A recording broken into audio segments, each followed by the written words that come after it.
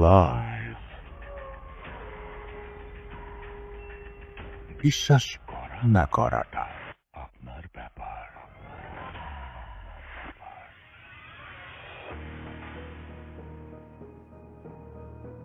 শুনছেন রেডিও ফুটের এটা প্রেম, আমি রাফেল আছির সাথে এবং শুরু হয়ে গেল ভূত প্রেম। আপনাদের সবাইকে আরো একবার স্বাগত জানাচ্ছি আজকের ভূত প্রেমে এবং আশা করছি সবাই যে যেখান থেকে শুনছেন ভালো আছেন এবং সব সময় ভালোর দলে আছেন।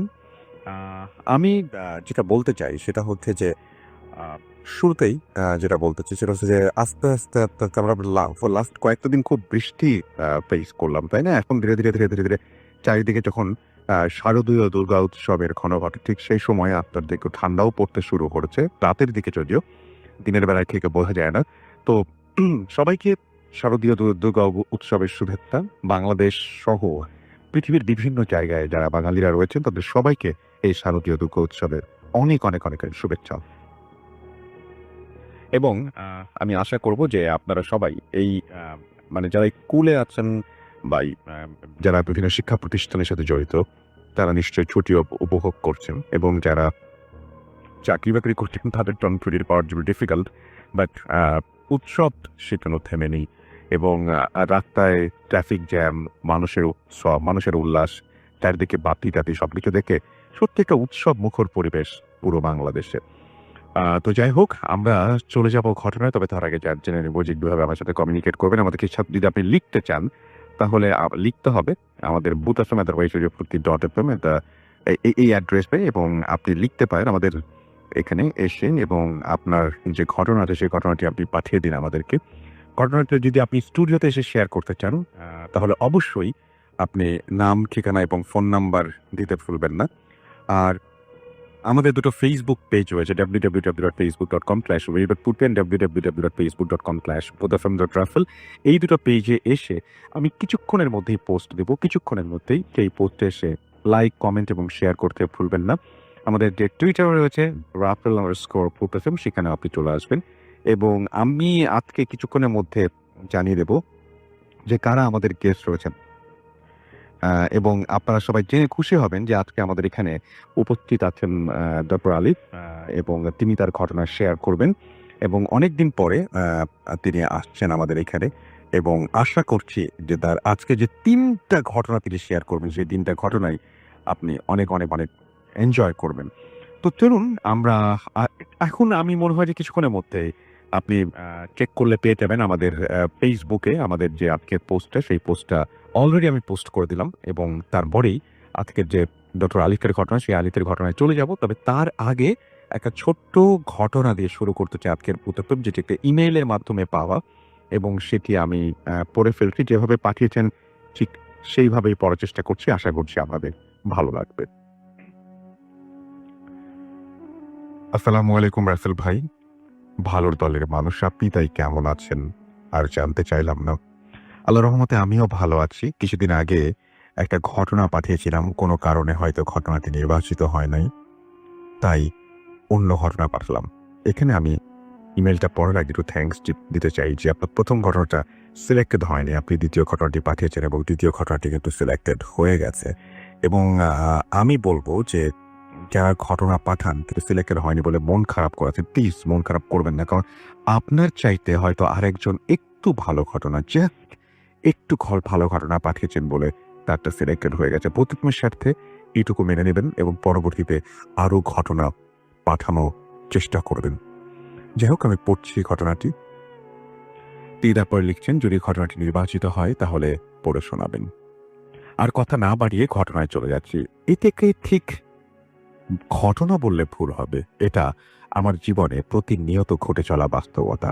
আমার নাম মোহাম্মদ ইমরান হোসেন, যশোর জেলার অভয়নগর উপজেলার শঙ্করপাশা গ্রামে বাড়ি আমার। ঘটনাটা শুরু হয় 2003 সালে। আমার বয়স তখন 5 বছর। খুব দুরন্ত আর ছটফটে ছিলাম আমি।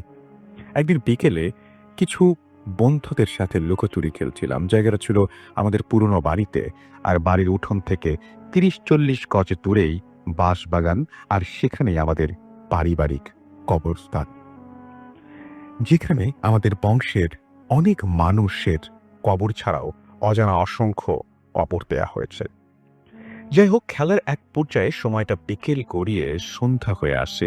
আপনি নিশ্চয়ই জানেন লুকোচুরি খেলার নিয়ম অনুযায়ী সব থেকে গোপনীয় জায়গাটায় লুকাতে হবে। আর তাই আমি আর আমার এক বন্ধু সিদ্ধান্ত নেই আমরা আমাদের পারিবারিক কবরস্থানে লুকোবো। যেই ভাবা সেই কাজ। চলে গেলাম দুই বন্ধু মিলে একটা সদ্য নতুন কবরের পাশে। আনুমানিক ৮ থেকে ৯ দিন হয়েছিল কবরটার বয়স। কবরটার চারপাশে বাঁশের চাটাই দিয়ে ঘেরা, আর চাটাইয়ের ফাঁকে ফাঁকে খেজুর পাতার বুনন করা, আর কোনো প্রাণী যেন ওর ভেতর গিয়ে কবর খুঁড়তে না পারে সেজন্য। লুকানোর জন্য ওই নতুন কবরটার আড়ালে যেতে চাইলাম আমি, কিন্তু আমার বন্ধু আমাকে চেপে নিষেধ করলো। আমি ওর কথায় পাত্তা না দিয়ে ওদিকেই যেতে চাইলাম। আমার থেকে বয়স বেশি হওয়ায় ভয় জিনিসটা কি সে ভালো করেই বুঝতে পারতো আমার বন্ধু। এজন্যই কবরের পাশে যেতে নিষেধ করেছিল আমাকে। কিন্তু যখন আমি কবরের উল্টো পাশে গিয়ে বেড়ার কোনো এক দিক দিয়ে ওর দিকে উঁকি দেই, তখন আমার বন্ধু ভয়ে ওখান থেকে দৌড় দেয় আমাকে রেখে। ওকে দৌড়ে যেতে দেখে ভয় পেলাম না আমি, কারণ এই বাগানে আম্মুর সাথে প্রায় প্রতিদিনই রান্নার জন্য জ্বালানি নিতে আসি। আর তাই জায়গাটা আমার কাছে কখনো ভয়ের মনে হয়নি। চুপচাপ বসে আছি নতুন কবরটির উল্টো পাশে। আমার তখন কোনো ধারণাই ছিল না কবরের পুরো মানেটা।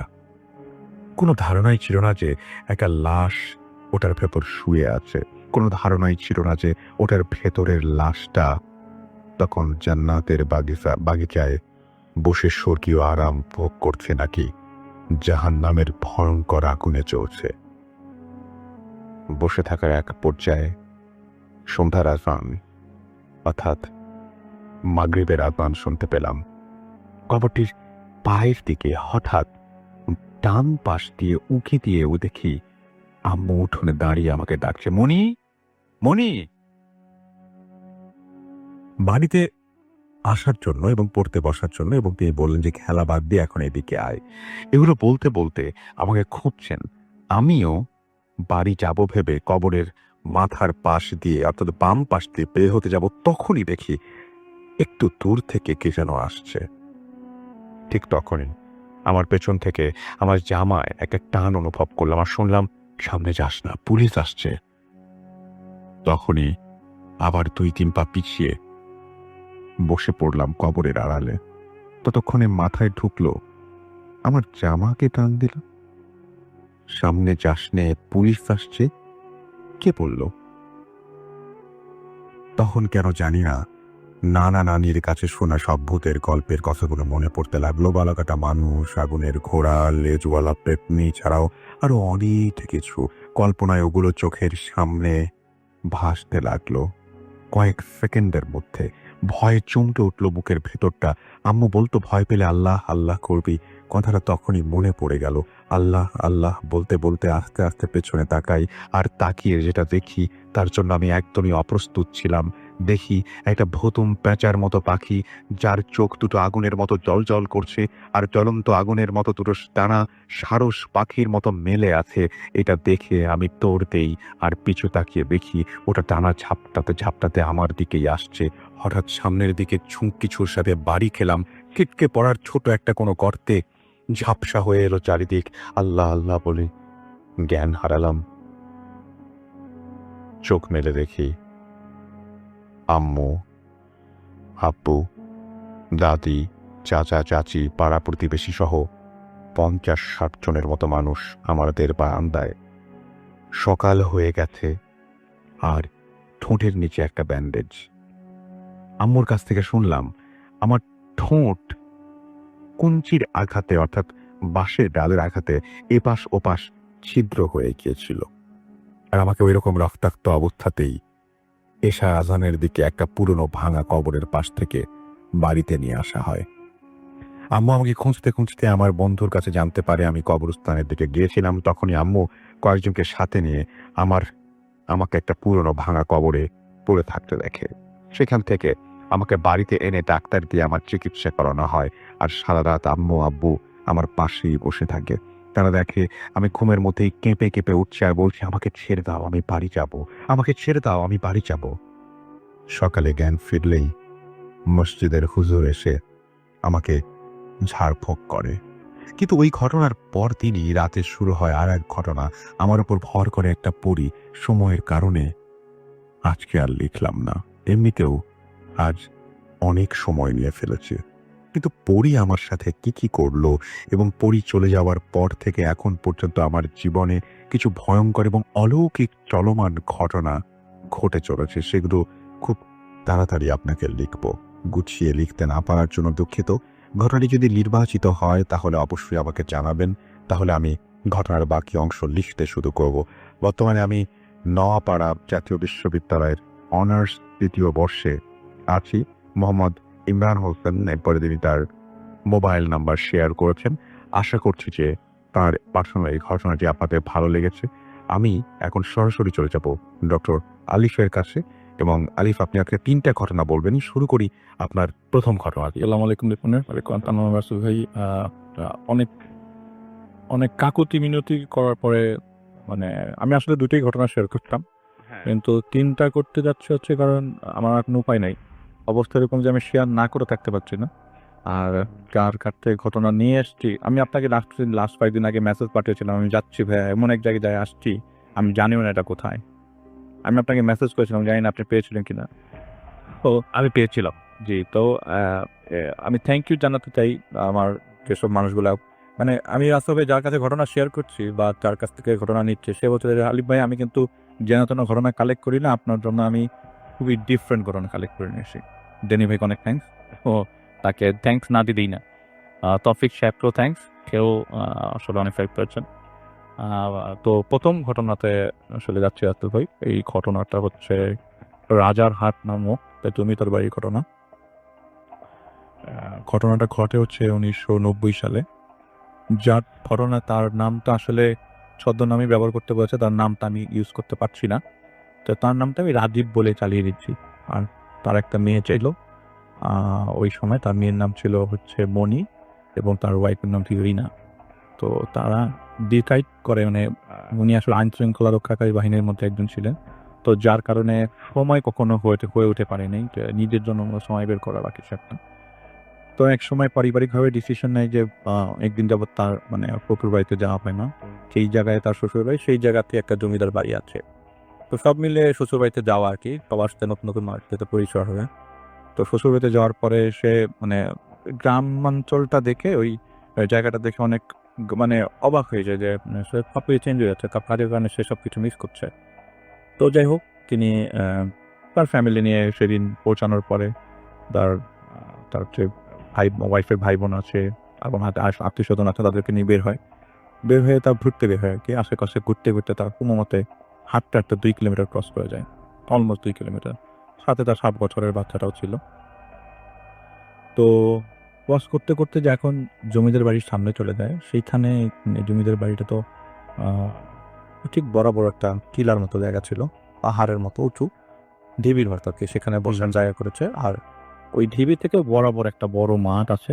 সেই মাঠের মধ্যে সবসময় মেলা বসে। আর লাকিলি সেইবার উনি যাওয়ার পরে এই জায়গায় মেলা চলছিল। তো মেলা চলা অবস্থায় মোটামুটি আশেপাশের ৫-৬ গ্রামের লোকজন এই মেলায় তখন উপস্থিত। ওই সময় বিকালবেলা। তো তারা মেলার মধ্যে ঘুরতে থাকে এবং আশেপাশে জিজ্ঞেস করতে থাকে, জমিদার বাড়ির ব্যাপারে জিজ্ঞেস করতে থাকে। জমিদার বাড়ির ব্যাপারে তারা ঘটনা কালেক্ট করতে থাকে যে আসলে কি হয়েছিল, জমিদার বাড়িতে কে কারা ছিল, এইসব আজগুবি ঘটনা আরকি। তো একটা পর্যায়ে তারা ডিসাইড করে আজ রওনা দেওয়া যাক। মেলায় ঘোরাটোরা হয়ে গেছে। তো সেই জায়গায় মানে জানতে পারে যে মেলার যে জায়গাটায় মেলা বসে, সেই জায়গায় আগে জমিদারের ওখানে নাচ গান হতো, তারপরে জুয়ার আসর বসতো। আ ও শেষ করে তারা বাড়ির দিকেই রওনা দেয় আরকি। বাড়ির দিকে রওনা দিতে এমন সময় পথিমধ্যে একটা জায়গায় তারা আটকে যায়। জায়গাতে আটকে যাওয়ার পরে তো তার আ ওয়াইফের ভাইকে জিজ্ঞেস করে যে, "এই জায়গাটা কোন জায়গাটা?" বলে যে, "এটা কি এরকম গাছগাছালিতে ঘেরা একটা পুরাতন বাড়ি, চারিপাশটা যেমন মরমর, আর তখন শীতকাল ছিল, তো গাছের পাতা সব মাটিতে। তো হাঁটছে যে গাছের পাতার অনেক জোরে শব্দ হচ্ছে। মচ শব্দ হচ্ছে। তো একটা পর্যায়ে জিজ্ঞেস করি, "এখানে কি ছিল আগে?" তো বলে যে, "আসলে এই জায়গায় তো আমরা কেউ আসি না। তো অনেক আগে এই জায়গায় একটা মন্দির ছিল। এই মন্দিরে কিছু ভুল চিন্তা ধারণার লোকজন সেই সময় তাদের ভগবান অথবা দেবীকে কনভিন্স করার জন্য মানুষকে জবাই করত, ছেলে মানুষ জবাই করতো, স্পেশালি নর বলি, ছেলে মানুষ নর বলি দিত। তো এবং মাঝে মধ্যে নাকি কনভিন্সের পাওয়ারটা এত বেশি থাকতো যে সেখানে বয়স্ক এবং বাচ্চাদেরকেও নাকি মানে বাচ্চাদেরকেও নাকি জবাই করা হতো আর কি। তো বলে যে আরে ধরে এগুলি কি এখন তাহলে কি না, এটা ওই মুহূর্তেই ভুল ধারণা হিসাবে অ্যাকসেপ্টেড হয়ে গেছিল। পরবর্তী সময়ে কি হয়েছে সেটা আর আমরা জানি না, কিন্তু এতটুকুই জানি এই মন্দিরের আশেপাশে কেউ ঘোরাফেরা করে না। সন্ধ্যা হওয়ার পরে এই জায়গাতে ইভেন মানে মাদক সেবীরাও আসে না, এমন অবস্থা আর কি। মানে সবাই ভয় পায়। ওই জায়গাটাতে কেউই আসতে চায় না। আর সবসময় এই জায়গায় শীত হোক গ্রীষ্ম হোক সবসময় একটা ঠান্ডা ভাব থাকে ওই জায়গাটাতে। এই কথা শুনতে শুনতে তার মেয়ে একটা পাথর ছুঁড়ে ওই মন্দিরের ভেতরে ঢিল মারে, মানে কোনো কিছু চিন্তা না করে। না করেই। ওকে। তো ভেতর থেকে একটা শব্দ আসে, হঠাৎ করে কোনো শব্দ আসে, হুঙ্কার টাইপের একটা শব্দ আসে। তো সে তার শ্যালকের কাছ থেকে টর্চ লাইটটা নিয়ে ভেতরে টর্চ লাইট দিয়ে মারার চেষ্টা করে। তো তার শ্যালক বলে যে আপনার এখানে না থাকি, চলেন বাড়ির দিকে যাই আর ঝামেলা না করি। বলে যে না রে তুমি এত ভয় পাচ্ছ কেন, এটা তো কোনো সমস্যা না, আমার তো কাজই এগুলা, আমি তো এইসব জিনিসই করে কেয়ার করে না। সেই সুবোধন, সেই শক্তি মনে করেন ঢুকে গেছে ভেতরে। একটা পর্যায়ে মন্দিরের কাছে যাওয়ার পরে সেও একটা জিনিস টেস্ট করার জন্য একটা পাথর নিয়ে ভেতরে ছুঁড়ে মারে, ঠিক একই রকম আর একটা হুঙ্কার আসে। তখন বুঝে যায় যে ভেতরে কোনো একটা ঝামেলা আছে। টর্চ দিয়ে ভালো করে ক্লিয়ার করে দেখে এই মাত্র রুম, কিন্তু কেউ নাই। সাথে সাথে তারা ওই জায়গাটা ত্যাগ করে। তার মেয়ে, তার ওয়াইফ, মেয়েকে কোলে নিয়ে এসে অলমোস্ট দৌড়ানোর মতোই অবস্থা। তখন অন্ধকার হয়ে গেছে। দৌড়াতে হাঁপাতে একটা চায়ের দোকানের সামনে যে তারা থামে। তো সেই চায়ের দোকানদার আবার তার শ্যালককে চিনত, যে তোমরা এখানে কি করো এখন? 1990 সাল, আসলে অনেক আগের কথা। তোমরা এখানে কি করো? বলে যে আমরা তো এইখানে গেছিলাম, খুব অদ্ভুত দুটা শব্দ পর দৌড়ে চলে আসছি। আর শব্দ দৌড়ায় চলে আসার সময় তখন তারা পেছন দিক দিয়ে এমন মনে হচ্ছিল যে খুব বড় বড় স্টেপের মানুষজন পায়ের নিচে পাতাগুলা পড়ছে আর শব্দ হচ্ছে নচমচ, শব্দগুলা বেশ জোরালো। আচ্ছা। তো তারা ওই মুহূর্তে তার এই চায়ের দোকানদার তার হেল্প নেয়। তিনি যখন দোকান বন্ধ করছিলেন, তোমাদের বাড়ি আগায় দিয়ে আসি। তো বাড়ি আগায় দিয়ে এবং বাড়িতে সবাই চুপচাপ ছিল, কেউ কাউকে কোনো কিছু জানায়নি। এবং তার কড়া নির্দেশ ছিল যে কেউ কাউকে কোনো কথা বলবে না, আজকের ব্যাপারে কেউ কোনো কিছু কাউকে বলবে না, স্বীকার করবে না, মুরব্বীদেরকে তো নাই। যেহেতু তার শ্বশুর বাড়ি জানলে জিনিসটা খারাপ দেখা যায়। সেদিন রাতের বেলা রাসেল ভাই, সেদিন রাতের বেলা 2টার দিকে তার ঘুম ভাঙে। এক পর্যায়ে পাশে হাত রাখার পরে দেখে যে তার ওয়াইফ আছে, কিন্তু সাথে তার মেয়েটা নাই ওই জায়গায় ওই মুহূর্তে। তো ওরা বাড়ি খুঁজে, জোরে জোরে চিৎকার করতে করতে তার বাড়ির চারিপাশ খোঁজে। খুঁজতে খুঁজতে সে চিন্তা করে যে এটা কোনো ঝামেলা হতে পারে। তার মেয়ে একটা পাথর ছুঁড়ে মেরেছিল, এটা তখন ওই এলাকার লোকজনদেরকে জানায় যে পাথরটা ছুঁড়ে মেরেছিল, তো কোনো ঝামেলা হতে পারে, তোমরা ওই জায়গাটায় চেক করো। আশেপাশে খুঁজে পাতে নিলেন।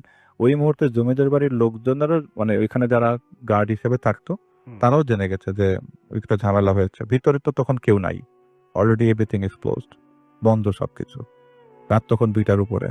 লাঠি সোটা নিয়ে তারা ওই মন্দিরটার সামনে যায়। মন্দিরের সামনে যাওয়ার পরে শুরুতেই তারা ধাক্কা খেয়ে যায় রাসেল ভাই, এবং গাছের নিচে তার মেয়ের দেহটা পড়া, কিন্তু মাথা সাথে নাই। মাথাটা যেই জায়গায় বলি দেওয়া হতো ঠিক সেই জায়গায় পড়ে আছে।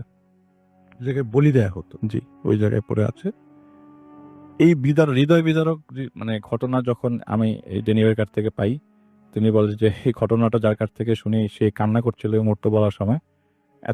এতদিন আগের ঘটনা থেকে ধরাতে বলছে, মানে তার বুকের মধ্যে কতটা কষ্ট না থাকলে তিনি ঘটনা শেয়ার করছে। যাই হোক, রাসেল ভাই এইটাই ঘটনা। এরপরে তারা ওখানে কি ঘটেছে কি হয়েছে সেটা আর আমরা জানি না, কিন্তু ওইখানের ওই জায়গাটা এখনো ভয়ঙ্কর।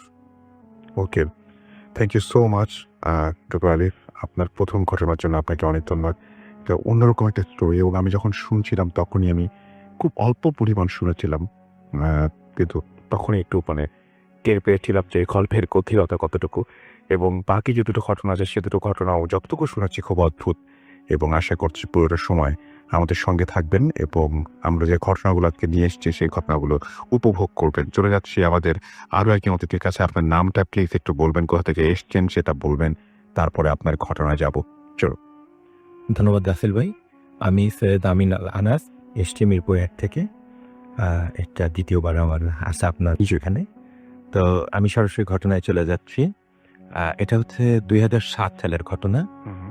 আমি তখন আমার ইউনিভার্সিটি লাইফ শেষ করে ১ম চাকরিতে জয়েন করি। তো চাকরির সুবাদে আমাকে যেতে হয় বরিশালের উজিরপুরে সাতলা বলে একটা গ্রাম আছে। ওখানে আমার অফিসের প্রজেক্টের প্রায় ২৩৮ বিঘা কিছু জায়গা ছিল। ওসব জায়গাতে কিছু প্রজেক্ট ছিল ফার্মিং। তো ওই প্রজেক্টে আমি যাই।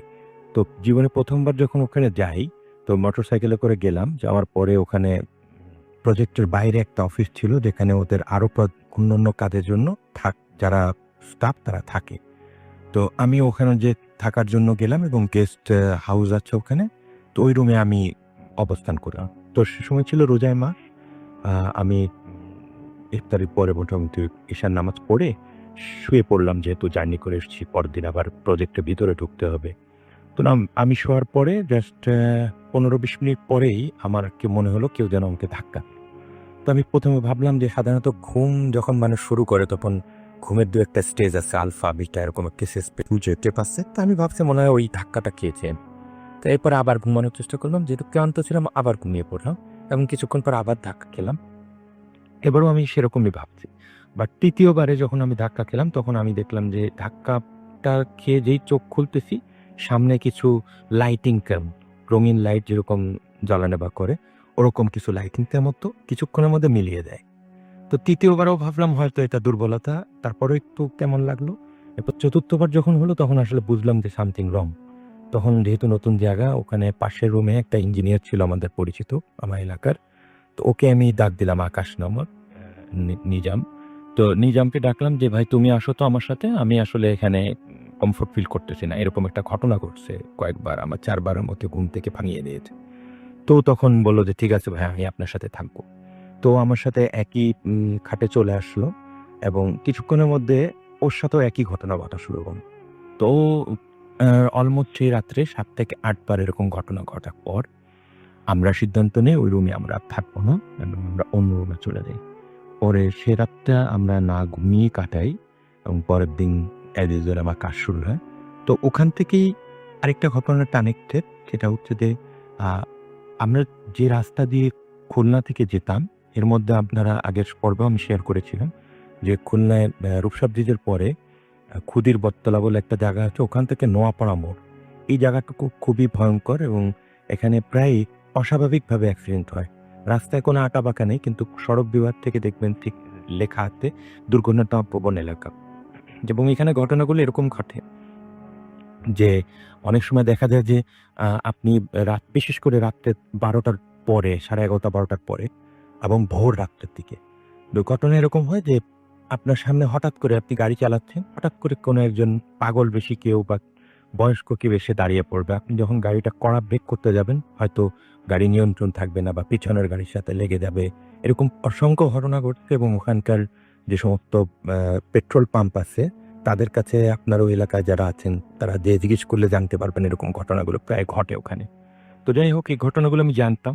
এমনই সময় ওই যেহেতু আমার ওখানে যে যাওয়া আসা করতে হয় বরিশালে, তো এরকমই একটা রাত্রে আমার আসতে দেরি হয়ে গেছে। সেদিন 11:30 বাজে রাত। তো আমি মোটামুটি ওই যে ৮-১০ কিলোমিটার রাস্তার প্রায় 80% চলে আসছি। দূর থেকে রূপসা ব্রিজের আলো দেখা যাচ্ছে। এমন সময় হঠাৎ করে আমার গাড়ির সামনে ওই একজন একটু পাগলের বেশে একজন বয়স্ক নারী উনি চলে আসেন। তো আমি খুব কষ্টে কন্ট্রোল করি, কিন্তু দেখি কি যে আমি জাস্ট ওনার গার উপর দিয়ে হয়তো চলে গেলাম বা ওনাকে ধাক্কা দিলাম, বাট আমি কিছু বুঝতে পারলাম না। তখনও কিন্তু আমার মাথা ওইভাবে কাজ করেনি। বাট যখনই আমি ওনাকে ক্রস করতেছি, মানে মানুষের স্বাভাবিক চলাবরসত, বিশেষ করে যারা গাড়ি চালান তারা কিন্তু এরকম ঘটনা ঘটলে যে এরকম উদ্ভটভাবে আসে তার উপর একটু রাগ করে। তো আমি একটু রাগ করে চিৎকার করছি। এই যেই চিৎকার করলাম সাথে সাথে মনে হলো কেউ আমার গলায় আগুনের ছেঁকা দিল। তখন আমার মনে পড়ে গেল যে আসলে ঘটনা তো এই জায়গায় তো সেই ঘটনাগুলো ঘটতেছে আমার সাথে। তখন আমি প্রচণ্ড জোরে মোটরসাইকেল চালানো শুরু করি এবং দ্রুত রূপসা ব্রিজের টোল প্লাজায় চলে যাই। যে সাথে সাথে মোটরসাইকেল রেখে আমি টোল প্লাজায় যারা ছিল ওনাদেরকে বললাম যে আমার গলা চলতেছে, আপনারা দেখেন এখানে কি হয়েছে। ওনারা বলতেছে আপনার এখানে কোনো স্পটই নাই। তারপরে আমিও খেয়াল করে দেখলাম কোনো স্পট নাই। তো ওনারা বললো যে যদি পোকা বা কোনো কিছু লেগে জ্বলতো তাহলে তো এখানে লাল মানে আপনার ইয়ে হয়ে যেত, স্পট পড়তো, কিন্তু এগুলো কিছুই লাগেনি। বাট আমি প্রচণ্ড মানে ওই সময় ফিল করতেছিলাম যে আগুনের ঠেকা দেয়া। তারপরে ওখান থেকে পানি দিয়ে কিছুক্ষণ ভালো হলে এরপরে শহরের ভিতরে আমি ঢুকলাম। আচ্ছা, তো এরপরে আরেকটা ঘটনা আছে, জি আমি বলে পারবো, ওর সমস্যা নেই। সেটা হচ্ছে যে আমাদের হলো ওই প্রজেক্ট রিলেটেড ঘটনা। সেটা হচ্ছে যে আমরা হচ্ছে ওখানে আমাদের মাছ ধরার জন্য পানি সেচ করা লাগতো। তো যেহেতু ওটা বিল এলাকা, প্রচুর মেশিন ব্যবহার করতে হতো, তা না হলে পানি আবার এসে চলে আসতো। তো বড় বড় মেশিন ছিল, সেচ মেশিন। তো এই মেশিনগুলো অপারেট করার জন্য মেশিন ম্যান ছিল একজন, ওনার নাম ছিল জয়নাল। তো মেশিন ম্যান জয়নাল, আমি এরকম প্রজেক্ট ভিজিটে গেছি, যাওয়ার পরে মেশিন ম্যান জয়নাল আমাকে বলতেছে যে ভাই আপনার এখানে কিছু গার্ড আছে যারা বিভিন্ন ধরনের কথাবার্তা ছড়াচ্ছে। এখানে নাকি বড় বড় মানুষদের দেখা যায় সাদা জামা পরা ইত্যাদি ইত্যাদি, অর্থাৎ ভৌতিক কিছু বিষয় হচ্ছে ওখানে, এরকম কিছু একটা বলে উনি বেশ রাগ করলেন এবং আমাকেও বললেন যে আপনারা এইসব কি শুরু করতেন। তারপরে আমার লোকজনের উপর একটু গালি দিলেন। তো আমি ভাবলাম যে স্থানীয় লোক এসব বলছে, থাক। তখন হলো মাগরিবের আজান হচ্ছে, আমি বললাম আমি নামাজ পড়ো, আমি চলে আসি। আমি যখন ব্যাক করতেছি, ওটা অনেক বড় জায়গা, তো ব্যাক করে আমাদের যে স্টে করার রুমটা ছিল কাছাকাছি আসতেই পিছন দিয়ে চিৎকার শুনলাম। তো পিছনে ফিরে দেখি যে সবাই ধরাধরি করে জয়নালকে নিয়ে আসতেছে। তো ওনাকে নিয়ে আসার পর জানা গেল যে ওই মেশিনগুলো সাধারণত যেহেতু মাটির পাড়, এই পাড়ের উপর দিয়ে নিয়ে যাওয়ার জন্য এক ধরনের হাতে তৈরি চাকাওয়ালা গাড়ি ব্যবহার করা হয়, ট্রলির মতো। তো ওইগুলোর চাকাগুলো বেয়ারিং টাইপের, আর ওগুলো থাকে হচ্ছে ওই 8 ইঞ্চি থেকে 10 ইঞ্চি গজাল ব্রেক বলে, ওই ব্রেক দিয়ে চাকাগুলো লাগানো থাকে। এবং 8-10 জন লোকই জয়নাল সহ ওইটা টেনে আনতেছিল। বাট জয়নালের হঠাৎ করেই ওই চাকা খুলে ব্রেকটা তার পায়ের পাতায় এই মাথা ও মাথা ঢুকে যায় এবং সাথে সাথেই সে জ্ঞান হারায়। তো আমার কাছে মনে হচ্ছিল যে আসলে সে কিছুক্ষণ আগে এই সমস্ত নিয়ে অনেক আজেবাজে কথা বললো এবং সাথে কিছুক্ষণের মধ্যেই এই ঘটনাটা তার সাথে ঘটলো। এবং পরে তার কাছে শুনছি যে সেও মিলাতে পারেনি যে কেন তার সাথে এরকম হলো, কারণ তার যে মেশিন বা সে সবসময় এগুলো চেক করে, এরকম একটা দুর্ঘটনা ঘটার কথা না তার, যে সে প্রায় 35 বছরই কাজ করছে। তো এই ছিল মোটামুটি আমার ঘটনা। আর আমি নেক্সট টাইম আবার আসার সুযোগ পেলে আমাদের ইন্ডিয়ার কিছু ঘটনা আছে বলছে ভালো এবং আপনার মানে ওখানে আত্মীয়-স্বজনও বেশ কিছু আছেন, তাদের বিভিন্ন ঘটনা আপনি বলবেন। Thank you so much. আপনার ঘটনার জন্য আপনাকে অনেক ধন্যবাদ। আমি একটু আমাদের যে ফেসবুক পেজ আছে সেখান থেকে একটু ঘুরে আসবো, দেখি কে কি বলছেন। যেহেতু ডক্টর আলিফ আছেন, আমি শিওর যে অনেকেই অনেক কথা বলছেন আজকে এবং অনেকেই শুনছেন আমাদের মানে ঘটনাগুলো খুব মনোযোগ দিয়ে। তো যাই হোক, রিফাত তানজিদ আমাদের সাথে আছেন, কমেন্ট করেন না এই কথাটা তিনি বলেছেন। আমাদের আকিবুল ইসলাম সিফাত বলছেন এখনো তিনি ভয় পাচ্ছেন না। আমাদের সঙ্গে আছেন এমডি রবিউল এবং আমাদের সঙ্গে আছেন এসবি মারুফ, তিনি বলছেন আছি ভাই। তিশা চৌধুরী আমাদের সঙ্গে আছেন। হ্যালো ভাই, রাজশাহী থেকে তিশা চৌধুরী, ভূত আশ্রমের সাথে আছি অ্যান্ড শুনছি। ফার্স্ট স্টোরিটা ভালো ছিল, হোপ আজকের স্টোরিগুলো দারুণ হবে।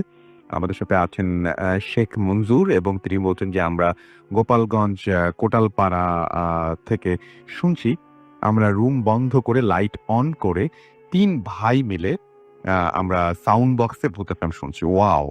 আমাদের সঙ্গে আছেন দেখতে পাচ্ছি রাহাত হুসাইন এবং তিনি বলছেন ভূত এফএমের প্রতি অজস্র ভালোবাসা রইল।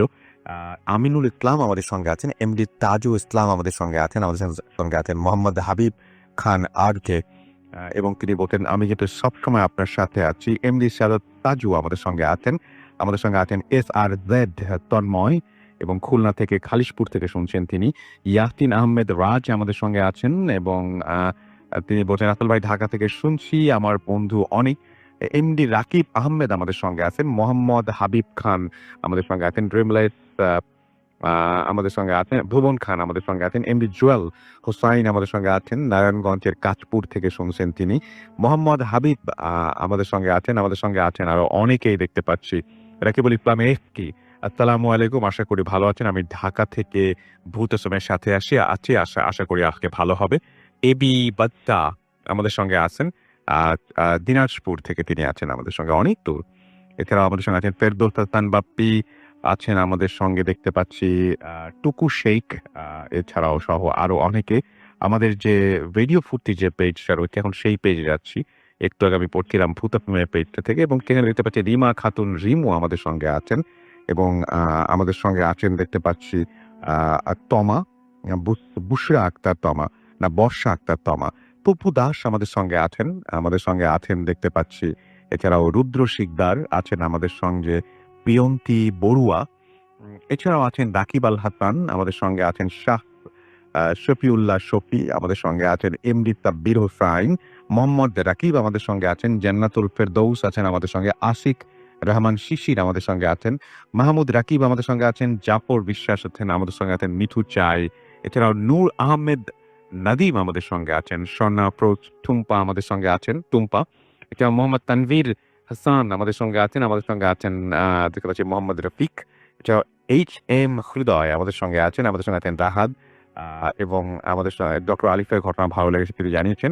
আমাদের সঙ্গে আছেন সজিবুর রহমান শুভ, এছাড়াও পলাশ চক্রবর্তী আমাদের সঙ্গে আছেন, এবং আমাদের সঙ্গে আছেন দেখতে পাচ্ছি আর রহমান অপু, এছাড়াও মনিরুজ্জামান মনি আমাদের সঙ্গে আছেন দেখতে পাচ্ছি আরো অনেকেই, এবং আশা করছি আপনিও থাকবেন।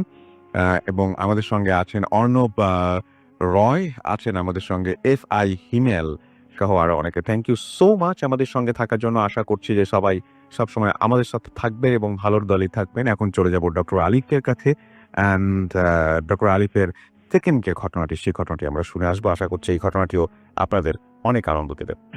থ্যাংক ইউ রাসেল ভাই। ক্রেটনের সেকেন্ড যে ঘটনাটা সেটা বাংলাদেশ থেকে অনেক দূরে, জি, আমেরিকার ঘটনা আর কি। তো যার ঘটনা বলবো তিনি আমার থেকে বয়সে অনেক বড়। তো আমি জাফর আঙ্কেলই বলছি। ঘটনাটা তার ছেলের কাছ থেকে রিসেন্টলি পাওয়া। তার ছেলের সাথে দেখা করতে আমি যে কোথায় গিয়েছিলাম না তো ভাই, I have no freaking idea. ঢাকাতেই দেখা করতে গিয়েছিলাম, আমি জানি না এটা কোন জায়গায়।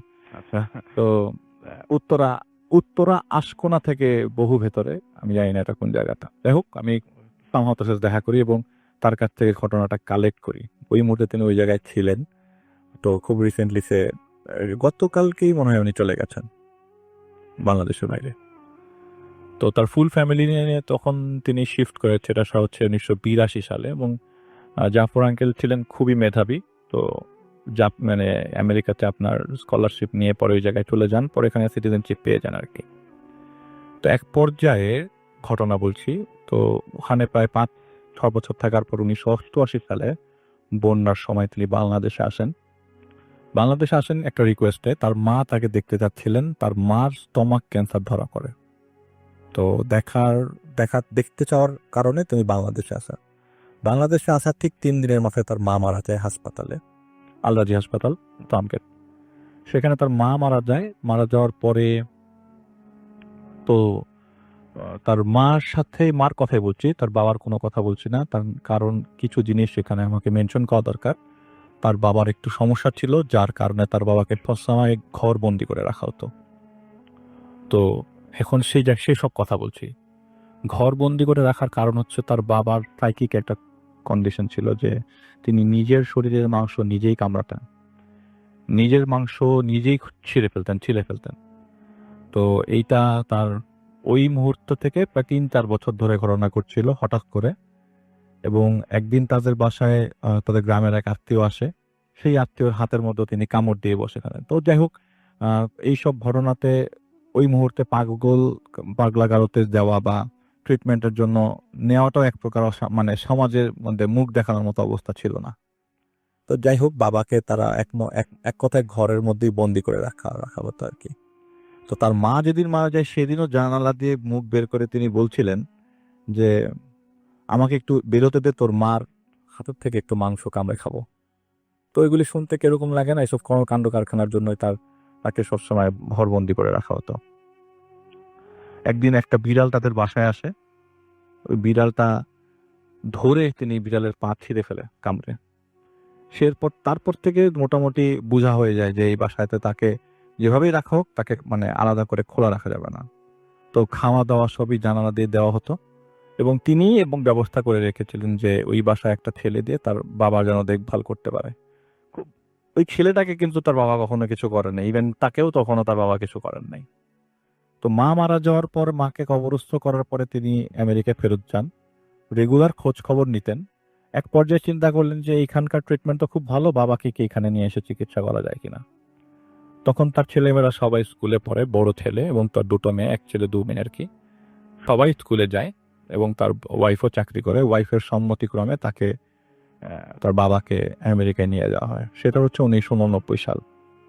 আমেরিকায় নিয়ে যাওয়ার পরে তার কন্ডিশনটা দেখার পরে তার ডাক্তাররা তাকে রিহ্যাবিলিটেশন সেন্টারে পাঠিয়ে দেয়। সেখানে প্রায় 6 মাস থাকার পর অনেকটাই সুস্থ হয়ে বাড়ি ফেরে তার বাবা।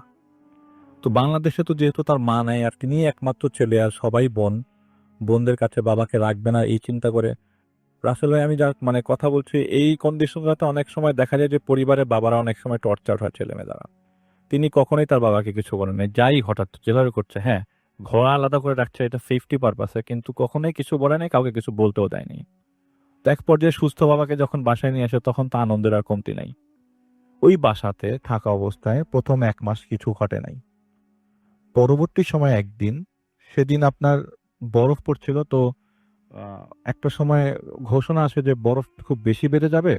তার ওয়াইফ তখন ডাউন টাউনে গিয়ে আপনার শপিং এ মানে বাজার করতে গিয়েছে আর কি তার বাসার থেকে।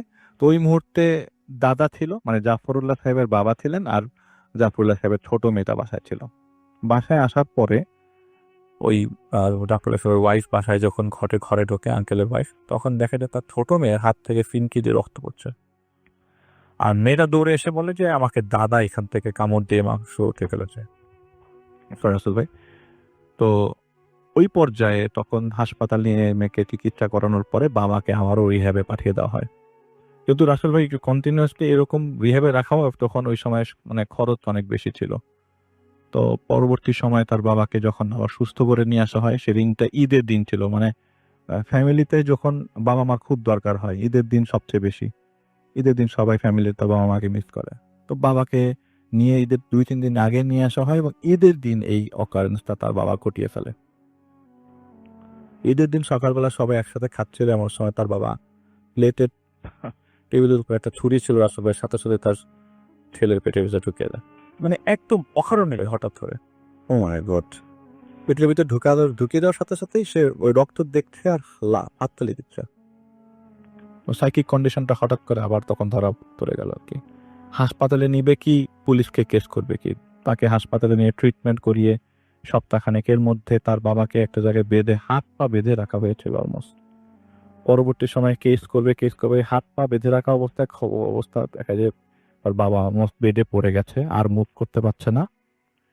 ডক্টর এসে দেখলো এবং তার ওয়াইফকে অনেক রিকোয়েস্ট করলো এবং রিকোয়েস্ট করার পর বললো যে আমি আমার বাবাকে বাংলাদেশে পাঠিয়ে দিব, তুমি আলাদা করে পুলিশের কোনো কেস করো না, এটা সিম্পল একটা অ্যাক্সিডেন্ট হিসেবে বলো। তার ওয়াইফকে সে কোনোভাবে কাকুতি মিনতি করে রিকোয়েস্টটা করে রাখে আর কি। তার বাবাকে তখন ওই মুহূর্তে পুলিশে দেয় না, লিঠক একটা অ্যাক্সিডেন্ট বলে হসপিটালে চালিয়ে দেয়। বাসায় যখন ট্রিটমেন্ট করে বাসায় আসে, তখন তার বাবা বিছানায় পড়া, মুভমেন্ট নাই, বলতে গেলে জিরো। হয়তো কোনো কিছু একটা হিট করেছে তার মাথার মধ্যে, সে তার ছেলের পেটে ছুরি ঢুকিয়ে দিয়েছে, কোনো ধরনের মুভমেন্ট নাই। ডাক্তার বলেছে যে আমার লিভারটা চলে গেছে, অলমোস্ট সব পচে গেছে লিভারটা, অবস্থা খুবই খারাপ, এই লোক খুব বেশি দিন বাঁচবে বলে মনে হচ্ছে না। তখন সে প্রচন্ড কষ্ট পাচ্ছে, বিছানার মধ্যেই খুবই কষ্ট পাচ্ছে। পরের দিন তার বাবাটা মারা যায়, ঠিক পরের দিনে মারা যায়। মারা যাওয়ার পরে বাবার ডেড বডি সহ ছেলেটা, মানে জাফর আঙ্কেল যার ঘটনা বলছি, তিনি তার বাবার দেহাবশেষ মানে দেহটা বাংলাদেশে পাঠিয়ে দেয়, লাশ পাঠিয়ে দেয় এবং সে সাথে আসে না। তো ফ্যামিলির লোকজনরা সবাই খুব কটাক্ষ করতে থাকে যে নিজের বাবা একটা মাত্র ছেলে লাশটা পাঠাই দিল কিভাবে, ওখানে তো টাকা পয়সা কমতি নাই, তাহলে কেন সে বাংলাদেশে আসলো না, বাংলাদেশে এসে লাশটা দাফন করতো। তো যাই হোক, একজনের আন্ডারে পাঠিয়ে দেওয়া হয়, একজন পরিচিত এক আঙ্কেলের দ্বারা পাঠিয়ে দেওয়া হয় বাংলাদেশে। তো তার ছেলেমেয়েরা খুব আতঙ্কে থাকতো, কারণ বাবা মৃত্যুর পরে জাফর আঙ্কেলের কন্ডিশন নিয়ে ঘটনা শুরু হয়েছিল। তিনি কারোর সাথে কোনো কথা বলতেন না, চোখ বন্ধ করে বাসায় থাকতেন। ফ্রাস্ট্রেশনের লেভেল যদি চরমে থাকে সেই পর্যায়ে পৌঁছে যান। তো বাবার এইসব কন্ডিশন, মানে তিনি জব ছেড়ে দেন, একটা রেস্টুরেন্টে মাঝে মধ্যে যে কফি খেত সেখানে যাওয়া বন্ধ করে দেন, সকালবেলা উঠতে হাঁটতে যেত সেখানে যাওয়া বন্ধ করে দেন, উইথ বাড়ছে। এমন সবাই সবাই চিন্তা করে যে বাসায় তো উনি একা থাকে, আর সবাই তো মানে একজন অকেজো হয়ে গেলে সবাই অকেজো হয়ে গেলে হবে না, কারণ তার 3টা ছেলে স্কুলে পড়ে এই মুহূর্তে, তার ছেলে মেয়ে স্কুলে পড়ে, তো ওয়াইফের চাকরি করতে হবে। মনে হয় বাসায় একজনকে রাখার জন্য টেক্সাস থেকে এক আত্মীয়কে নিয়ে আসা হয়, সেটাই জাফর আঙ্কেলের ভাতিজা, যার কাছ থেকে রাসেল ভাই আমি ঘটনা নিয়েছি। তো সেই আঙ্কেল বা সেই ভাইয়াকে তারা বাসায় নিয়ে আসে এবং দেখভালের জন্য। তো কন্ডিশনগুলো এরকম দাঁড়ায় যে সে প্রায় সময় তার কথাবার্তা হচ্ছে ফ্যামিলি মিটিং এ, হঠাৎ করে বলে উঠলো যে ওই দেখো আব্বা বসে আছে। উনি সবসময় বলতে থাকতেন যে আমি আব্বার প্রেজেন্সটা পাচ্ছি। টেবিলে খেতে বসলো সবাই, এই যে আমার আব্বা আমার পাশে বসে আছে, এই বাবাকে একটু এটা ঢেলে দাও। অথবা মানে এরকম করতে করতে একটা সময় মূল আকর্ষণে যেটাতে আসে, রাত্রেবেলা একদিন সে স্বপ্নে দেখে তার বাবা, তিনি মানে বাসার সামনে যে লনটা মানে বসে আছে, তার বাবা মাথার পেছনটা বসে বসে মাথাটা মাংস ছিঁড়ে ছিঁড়ে মাথার স্ক্যাবটা কামড়াচ্ছে এবং সে খুব ব্যথা পাচ্ছে। আব্বা ছেড়ে দেন না, আব্বা ছেড়ে দেন, আমি ব্যথা পাচ্ছি, আব্বা ছেড়ে দেন। তো স্বপ্নটা ভেঙে যায়, কার ওয়াইফকে সে বলে আমি এরকম স্বপ্ন দিচ্ছি, বলে, তুমি অনেক বেশি ভেঙে পড়ছো আব্বা নিয়ে, তুমি এগুলো নিয়ে বেশি চিন্তা করো না। তো এইসব কথাবার্তা সে কারো কথাই তেমন একটা গ্রাহ্য করতো না, তিনি সবসময় এরকম মন হয়ে বসে থাকতো। আর কিছু হলে হঠাৎ হঠাৎ করে বললো তুই যাব্বা, তুই যাব্বা। তো এরকম কন্ডিশনে তাকে একজন সাইকিয়াট্রিস্ট দেখানো হয় ওইখানে। সেই সাইকিয়াট্রিস্ট তাকে 6 মাসের একটা কোর্স দেয় এবং সাথে হাই ডোজের ওষুধ দেয়, যাতে সে তিনি রাত্রেবেলা ঘুমাতে পারে। এই ওষুধ খাওয়ার পরও তার রাতে কখনো ঘুম ভাঙতো না, মানে ঘুম আসতো না। তেমন দেখা যেত 2টা 3টার দিকে উঠে যাচ্ছে, উঠে আব্বা আব্বা বলে চিৎকার করছে, আব্বা এটা কই, আব্বা আমি এটা কি করলাম, আব্বা তুমি কোথায়। এবং প্রায় সময় সেই স্বপ্নটা দেখতো তার বাবা তার মাথার পিছনের মাংসগুলো কামড়ায় কামড়ায় খাচ্ছে এবং সে খুব ব্যথা পাচ্ছে। এটা স্বপ্ন, নিছকই স্বপ্ন রাসেল ভাই, তার কিছু না। তো একদিন হঠাৎ করে ওই বাসায় এই যে ভাইয়াটার কথা বললাম তার পরিচিত একজন লোক আছে। তো মাওলানা বলাটা ঠিক মানে ঠিক হবে না, তো ওইখানে তার প্যান্ট শার্ট পরতে হতো, তো দাঁড়িয়ে আছে, সে যথেষ্ট জানাও লোক আর কি। সে এই বাসাটায় ঢোকার সময় বলে যে এই বাসায় তো ঢোকার অবস্থা নাই, এই বাসায় আমি ঢুকতে পারবো না, আমাকে বাইরে বসার ব্যবস্থা করেন, আর এখানে বিপদ আছে আর কি। তো আমাকে একটা আয়না দেন, আমি যখন কথা বলতে থাকবো তখন আমার কথার মাঝখান দিয়ে কেউ ইন্টারাপ্ট করবেন না। সে আয়না তখন দেখছে এবং বলছে যে আপনাদের বাসায় 2টা বদজিন ছিল, একটা বদজিন বাংলাদেশে চলে গেছে, একটা বদজিন স্টিল এক্সিস্ট করছে এখানে। সেই বদজিনটা আপনাদের সবারকে কোনো সমস্যা নেই, সেই বদজিনটা আপনার হাজবেন্ড যেখানে জাফর সাহেব তাকে খুব অপছন্দ করেন এবং তাকে তার মৃত্যু কামনার জন্য কামনাও করছেন এবং মারার সুবর্ণ সুযোগ খুঁজছেন। এটা যে কোনো সময় হয়ে যাবে, যে কোনো মুহূর্তে হয়ে যাবে, সে সুযোগটা পেলেই হয়তোবা বড় ধরনের ক্ষতি করে ফেলতে পারেন, হয়তো মরে যাবে, নাহলে সারা জীবনের জন্য পঙ্গু হয়ে যাবে। ওনার জন্য লক্ষ্য রাখবেন এবং আপনাদের কন্ডিশনটা ভালো না, এই কন্ডিশনটাকেও তরুণ পেতে পেতে পেতে তখন হবে সেটা আমি বলতে পারছি না। এই বলে সেদিন সে বাসা ত্যাগ করে, কোনো সলিউশনই দেয় না, তার কোনো সলিউশনই কেউ পায় না। আমি রাস্তাটা বেশি লম্বা করছি ঘটনাটা, তারপরে যতটুকু শর্টে বলা যায়। ওই পরবর্তী মুহূর্তের ঠিক 5 থেকে 7 দিন পর সেদিন প্রচন্ড বৃষ্টি, এত বৃষ্টি, বৃষ্টির মধ্যে রাত্রে 2টার দিকে হঠাৎ করে তার ঘুম ভাঙে এবং সে নিচে আসে। নিচে আসার পর সে শুনে থাকে দরজার বাইরে কেউ একজন জোরে জোরে দরজা ধাক্কাচ্ছে। ওই পাশে আশেপাশে কোনো বাঙালি লোকজন ছিল না যে দরজার পাশে এসে দাঁড়ায় বাংলা কথা বলবে, বলতে যে আমি তোকে খাবো, তোকে এমন ভাবে খাবো তোর কোনো চিহ্ন থাকবে না। এর বাসার সবাই শুনছে, তার ছেলেমেয়েরা ছাড়া। তো এরকম শব্দ শোনার পর তিনি খুব ঘাবড়ে যায় এবং জাফর সাহেব নিজেই তার অকপটে সেসব কথা স্বীকার করে, বলে যে আমাকে মাফ করে দেন। সে কাউকে কিন্তু বলছে না, সে হঠাৎ করে সোফার মধ্যে বসে বসে মাথা নিচু করে কান্না করতে করতে বলছে আমাকে মাফ করে দেন, আমি আর পারছি না, আমাকে মাফ করে দেন। সেদিন যদি আব্বাকে আমি বাংলাদেশে পাঠায় দিতাম আমার ওয়াইফের কথা শোনার পরে, তাহলে এই ঝামেলাগুলো এখন হইতো না। কি কারণটা কি? কারণটা সে বলে নিজে স্বীকার করে যে সে তার বাবা ঠিক পরের দিন ঠিকই অসুস্থ ছিল, তার সহ্য হচ্ছিল না তার বাবার কষ্ট, সে তার বাবার খাওয়ার সাথে বিষ মিশিয়ে দেন এবং মরফিন একসাথে ইনজেক্ট করে মেরে ফেলে। ওইটা মার্ডার হয়েছিল। তার বাবাকে তিনি মেরে ফেলেন। এরপর থেকেই তার বাবা তার কোনো কিছু থেকেই যাচ্ছিল না। ইভেন সে শুয়ে থাকলেও তার বাবা পাশে শুয়ে থাকে, সে বসে থাকলে তার বাবা পাশে বসে থাকে। সে বলে, যা তুমি যা বলবা। বাইরে ওই দরজা ধাক্কানোর শব্দ হচ্ছে এবং সে বলছে যে, তুমি যা বলবা তাই হবে, আমাকে ট্রিট ছাড়ো, আমাকে মাফ করো, আমি বাঁচতে চাই। পরবর্তী সময়ে ওই যে লোকটাকে নিয়ে এসেছিল, যে ভাইয়াটার ঘটনা আমি তার কাছে শোনা, তার নামটা আমি বলছি না। সেই ভাইয়াটা যেই টেক্সাসের যে ভাইয়াটা আপনার লোকটা সাথে করে নিয়ে আসছিল, সেই লোকটাকে তারা পরবর্তী সময়ে তারা একটা ল্যাম্প তাকে কোনোভাবে ব্যবস্থা করে দেওয়া হয়। ল্যাম্পটা রান্না করে বা কিছু একটা করে দেওয়া হয় এবং তার কাছ থেকে ক্ষমা চাইয়ে নেওয়া হয় এবং খুব কষ্টে তার কাছ থেকে মাফ পাওয়া যায় এবং জানা যায় যে আরেকটা জিন যেটা ছিল সেটা তার বাবার কবরের পাশেই থাকে। সে বাংলাদেশে গিয়ে সেই আরেকজনের কাছে মাফ চাইতে হবে। পরবর্তী সময়ে তিনি বাংলাদেশে যান এবং সেই জিনের কাছে, সেই কবরস্থানে যে মাফ চান বাবার কাছে, যে বাবা তুমি আমাকে মাফ করে দাও। এখন রাসেল ভাই, মাফের বিষয়টা তো সম্পূর্ণ উপরের হাতে। আমি সেটা চাই না, আমি সেটা বলতে পারছি না। তবে ওই লোকটা বলেছিল যে ওরা দুজন মাফ করুক আর যাই হোক, উনি পরবর্তী সময়ে তাকে আর ওরা ডিস্টার্ব করেন নাই ওই ঘটনার পরে। এই ঘটনা টানতে স্ট্রেচ করতে করতে 2000 সালে তিনি সবার কাছে ওই ঘটনাগুলো শেয়ার করলো। এই তাদের স্ট্রেচ করে 2000 পর্যন্ত লেগে যায়। 2011 সালে যখন তিনি মারা যান, তখন তিনি বলেন যে মারা যাওয়ার 3 দিন আগে মানে আমেরিকাতেই 3 দিন আগে তিনি তার ছেলে মেয়েদেরকে বলতে থাকে যে, তোমরা আমার জন্য দোয়া করো, আমার সময় নাই। এই কয়েকটা ওয়ার্ড আমি আপনাকে বলছি। আমার সময় নাই, আমি খুব অল্প সময়ের মধ্যে চলে যাব। আমি বড় ধরনের একটা পাপ করে যাচ্ছি পৃথিবী থেকে। তোমরা যদি পারো আমার জন্য একটু বেশি বেশি দোয়া করো। আমি জানি না আমার বাবা আমাকে মাফ করেছে কিনা, এটা আমি সম্পূর্ণ উপরে ছেড়ে দিচ্ছি। এটাই তার লাস্ট ওয়ার্ড ছিল। এরপর তিনি কোমায় চলে যান এবং প্রায় 3 দিন পর তিনি মারা যান। এটা ছিল ঘটনা রাসেল ভাই। আর অনেকগুলো প্লট মিস করে গেছে, আমি বললাম না, ওগুলা মাথায় আসবে না রাসেল ভাই। যদি একটু মনে করে বলা যায়, কারণ ঘটনাটা খুবই ইন্টারেস্টিং। মনে করেন ওই যে বলছে যে, যেমন এটা আমি বলতে চাচ্ছিলাম না, একদিন খাওয়ার টেবিলের সামনে হঠাৎ করে বলছে যে, দেখো আমার আব্বা কি জানি খাচ্ছে, ময়লা টয়লা, আমার বারে একটু ভালো খাওয়া দাও।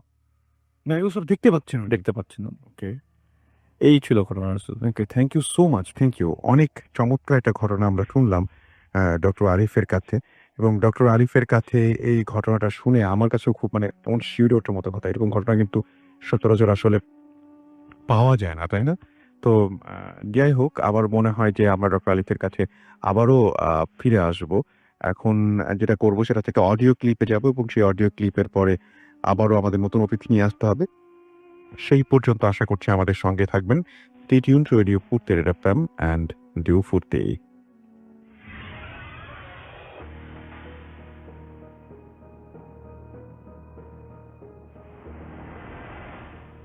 আসসালামু আলাইকুম নাতুন। আমি চট্টগ্রাম থেকে রাজিয়া বলছি। আমি একজন শিক্ষানবিশ আইনজীবী এবং অফিসকে রেগুলার লিসেনারদের একজন। এর আগে ঘটনা পাঠিয়েছি 3কে পরপর আপনার সেগুলো ব্রেও করেছি, এই জন্য অনেক ধন্যবাদ।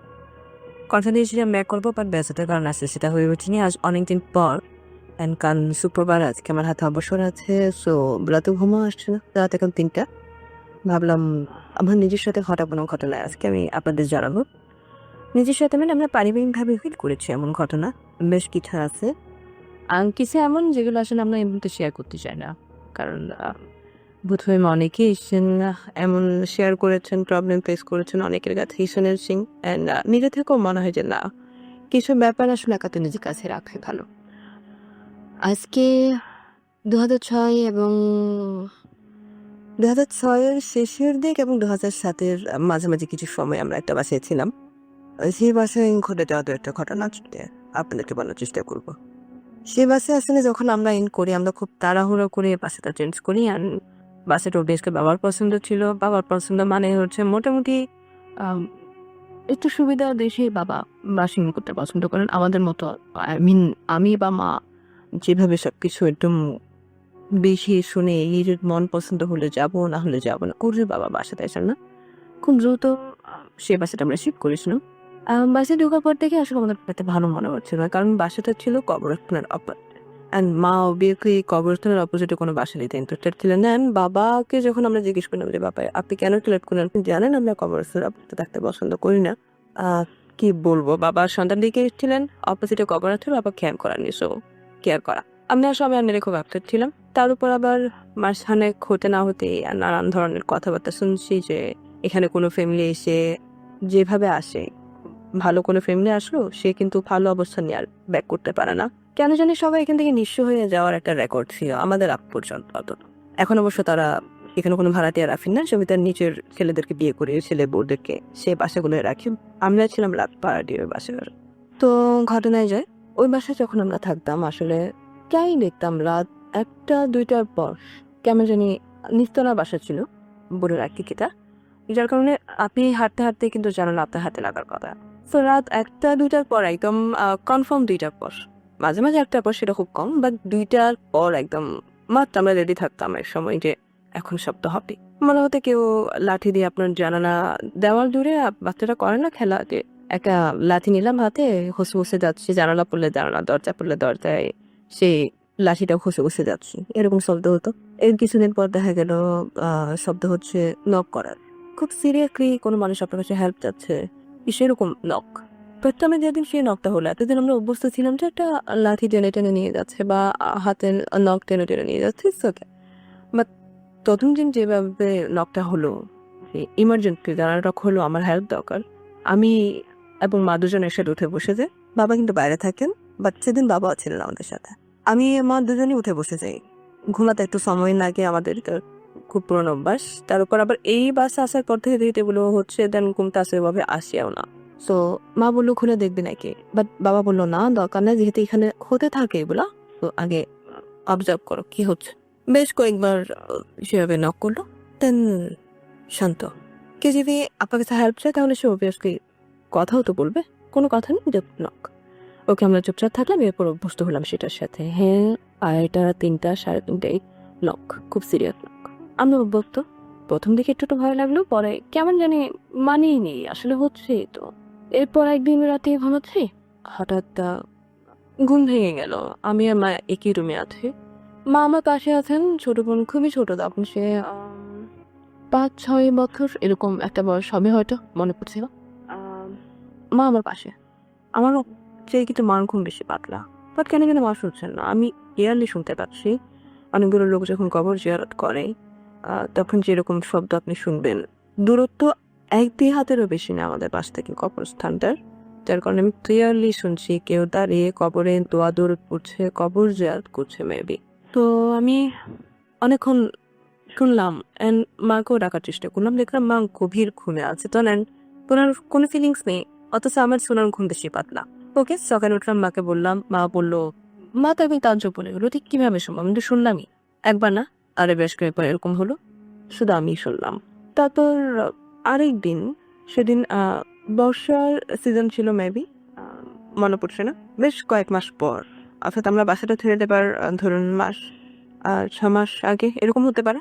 আমি ঘুমাচ্ছি, বাসায় মেবি গেস্ট ছিল আমাদের, যার কারণে আমি নিচে ফ্লোরিং করে শুয়ে আছি, অনলি আমি, পাশে বেডে মা অ্যান্ড গেস্টও কিছু মার সাথেও আছে, কিছু সামনে সামনে ভাইদের সাথেও আছে। সো মানে শুয়ে আছি, অনেকক্ষণ কথাবার্তা হলো। সেদিন 3টা 3:30, সেদিন কিন্তু লাঠির আওয়াজ বা সিরিয়াস কোনো অ্যান্ড আমরা খেয়াল করতাম বাসায় কোনো গেস্ট আসলে কিন্তু এই শব্দগুলো একদমই হতো না, একদম নর্মাল। আর আমরাও কারোর সাথে এগুলো আলোচনা করতাম না, কারণ আমরা শুনেছি এরকম, আর আমরা বিশ্বাসও করি বিষয়টা যে আপনি যখন এসব বিষয় বেশি আলোচনা করবেন তখন ট্রাবল ফেস করতে হয়। অ্যান্ড মা তো বলেন যে নিজের সাথে ঘটনা কোথাও বলো না, কারণ এগুলো বলা যায় না কখন কি প্রবলেম ক্রিয়েট করে। সো এগুলো যেহেতু অনেক দেরির ঘটনা, সে কারণে হয়তো আজকে আমি বলার সাহসটা পাচ্ছি। অ্যান্ড আমি খেয়ে ওকে সেদিন প্রায় 2:30 হবে, সবাই আড্ডা দিয়ে বিছানা গুছিয়ে শুতে শুতে ঘুম আসতে একটু সময় নিয়ে গেলো। বাট সারাদিন যেহেতু গ্যাস ছিল, অনেক কাজকর্ম করেছি সবাই মিলে, ক্লান্তিতে খুব চলে এসছি। রাত কয়টা হবে আমি জানি না, যেহেতু 3টার মতো বেজেই গেছে ঘুম আসতে, দেন না কয়টা হবে আমি জানি রাত্রে বাড়ি ঘুমিয়ে আছি, হঠাৎ চোখ খুলে গেল, কোনো রকম সাউন্ড শুনে না, কোনো রকম অদ্ভুত ফিলিংসটা কিচ্ছু না, আপনার হঠাৎ যখন ঘুম ভেঙে যায় যেভাবে আপনি নর্মালি চোখ খুলে ফেললাম, কোনো রকম সিরিয়াস বিষয় নাই। চোখ খুলে দেখলাম একটা 10-12 বছরের বাচ্চা মেয়ে, প্রিন্টের ফুলের একটা ফ্রক পরা, চুল খুব বেশি লম্বা না হলেও কোমর পর্যন্ত, এবং খুব সুন্দর দেখতে, খুব মায়াবী একটা চেহারা। সে, আমি যেহেতু ফ্লোরিং করে শুয়ে আছি, সে আমার পায়ের দিক থেকে আস্তে আস্তে দাঁড়িয়েছিল। আমি যখন চোখ খুললাম সে দাঁড়িয়েছিল, তারপর আমি চোখ খুলে তাকানোর সাথে সাথে সে আস্তে আস্তে আমার দিকে এগিয়ে আসছে। আমি ঠান্ডা হয়ে তার দিকে তাকিয়ে আসছি, কি হচ্ছে, এরকম কেউ আমার পাশে নাই এখন। আমি কি দেখছি আসলে আমি নিজেও জানি না, আমি just তাকিয়ে আছি। তারপর আস্তে আস্তে সে এক পর্যায়ে হাতটা আমার বুক বরাবর এসে, সে দাঁড়িয়ে আছে কিন্তু সে বসেনি, সে দাঁড়িয়ে থেকে আমার বুক বরাবর জায়গাটাতে এসে just হাতটা বাড়িয়ে আমাকে ধরতে চাইছে। হাসিটা কিন্তু তখনও মিলন হয়নি, হাসিটা আছেই তার মুখে। And সে আমাকে ধরবেও, হাতটা আমার মুখ পর্যন্ত এসে আমি চিৎকার করে উঠে বসে গেলাম। অ্যান্ড কিচ্ছু নেই আমার সামনে। মা উঠে বসে গেল, কি ব্যাপার কি ব্যাপার? আমি কিচ্ছু বলতে পারলাম না মাকে, আমি বলতেই পারলাম না আমি কি দেখলাম কি হলো, কারণ আমি হিসাবই তো মিলাতে পারছি। দেন চুপচাপ সকাল উঠলাম, মাকে বললাম। মা খুব চিন্তিত হলেন যে এই বাসায় আর থাকা যাবে না, বাসায় থাকতে হবে। তো আমাকে খুব ডিটেলসে জিজ্ঞেস করলো, মা কি হলো না হলো কিরকম। আমি বললাম না, ভয়ের কিছুই নেই, তাকে দেখে আমি খুবই রিল্যাক্স ছিলাম, সমস্যা একটাই সঙ্গে ধরতে আসছি, বাইরে কিচ্ছু না। সে যদি চুপচাপ দাঁড়িয়ে থাকতো আমিও হয়তো চুপচাপ তাকিয়ে থাকতাম, এরকম একটা সিচুয়েশন ছিল। ওকে, এরপর আমরা খুব দ্রুত বাসা বদলানোর চেষ্টা করছি। অ্যান্ড নানা রকম সমস্যা আমরা সেখানে ফেস করেছি। এগুলো ছাড়াও আমাদের কেন জানি ফিনান্সিয়াল কন্ডিশন খুবই উইক হয়ে যাচ্ছিল দিন দিন। কেন জানি কোনো না কোনো সমস্যা আমাদের লেগেই থাকে, কোনো না কোনো। আমার কিছুতে সমস্যা থেকে বের হয়ে আসতে পারছি না, এরকম একটা সিচুয়েশন। দেন পাশে কিছু পুরোনো লোকাল পিপল ছিল, যারা ওখানেই থাকেন। ওরা বললো যে আপনারা আর এখান থেকে বের হয়ে যাওয়ার চেষ্টা করেন, এই ঘরে যারাই এসছে তারা কিন্তু কখনো নিজেদের জিনিসপত্র বা নিজেদের সচ্ছল অবস্থা নিয়ে ব্যাক করতে পারেনি, ঘরটার অবস্থাই এরকম। কোনো ক্লারিফিকেশন নেই, বাট আপনারা বিশ্বাস করলে করেন, না করলে নাই, আপনারা বাসায় চেঞ্জ করেন। দেন একদিন সকালে উঠে মা দরজার সামনে চাল, ময়দা টাইপের কি সব পরে থাকতে দেখলো। খুবই অদ্ভুত একটা ফিলিংস, কি বলবো এটা। দেন সবকিছু আরো যেসব বলতে পারছি না বা বলা উচিত হবে বলে মনে করছিল, সবকিছু মিলিয়ে আমরা খুব দ্রুত বাসাটা চেঞ্জের সিদ্ধান্ত নিলাম। অ্যান্ড আল্লাহ রহমত আমরা চেঞ্জও করলাম। দেন আমাদের সবকিছু ঠিকঠাক না এসব আর ফেস করলাম না, আমাদের এইসব সমস্যা যাচ্ছিল একটা না একটা লেগেই আছে লেগে আছে, ওই সমস্যা থেকে আমরা বাইরে বের হয়ে আসলাম, পরিশ্রম পেলাম। ওকে রাসেল ভাই, আজ আর নয়, নিজের সাথে হঠাৎ আরো কিছু ঘটনা আছে, আমি জানি না আসলে সেগুলো আমি শেয়ার করবো কিনা, বাট আদার যেসব আমার নারবালি রিলেটেড অনেক ঘটনা, আমার কাছ থেকে এত এত ঘটনা শুনেছেন রাসেল ভাই, আমি চেষ্টা করবো সেখান থেকে কিছু ঘটনা করার জন্য, বাট কবে না সার্ভে করতে পারবো জানি না।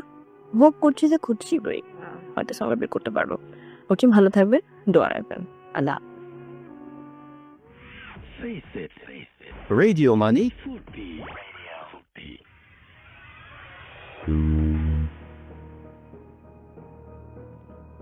Welcome back. শুনছেন রেডিও পুত্রের প্রেম, আমি রাতের সাথে, এবং চলছে ভূত এফএম। আপনাদের সবাইকে আরো একবার স্বাগত জানাচ্ছি ভূত এফএম, এবং আশা করছি সবাই ভালো আছেন, সবসময় ভালোর দলে আছেন।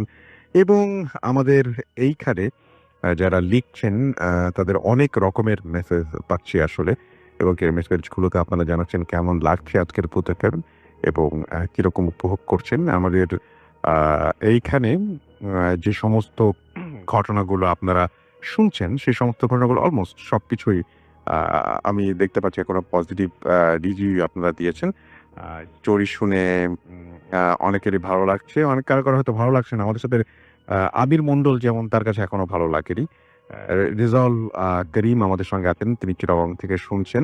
আমাদের সঙ্গে আছেন দেখতে পাচ্ছি আলম খোরশেদ, তিনি বলছেন যে লাস্ট স্টোরিটা ইনক্রেডিবল ছিল। আমাকে তো লাস্ট স্টোরিটা আসলে অসাধারণ লেগেছে, যে ডক্টর আলিফ বলছিলেন।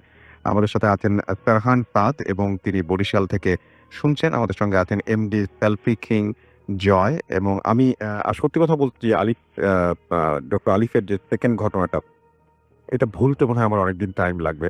এমডি নাতিউর রহমান লিখেছেন আলিফ ভাইয়ের দ্বিতীয় ঘটনাটা অনেক ভালো লাগলো। সোহাগ বাবু আমাদের সঙ্গে আছেন এবং একা বাসায় তিনি শুনছেন।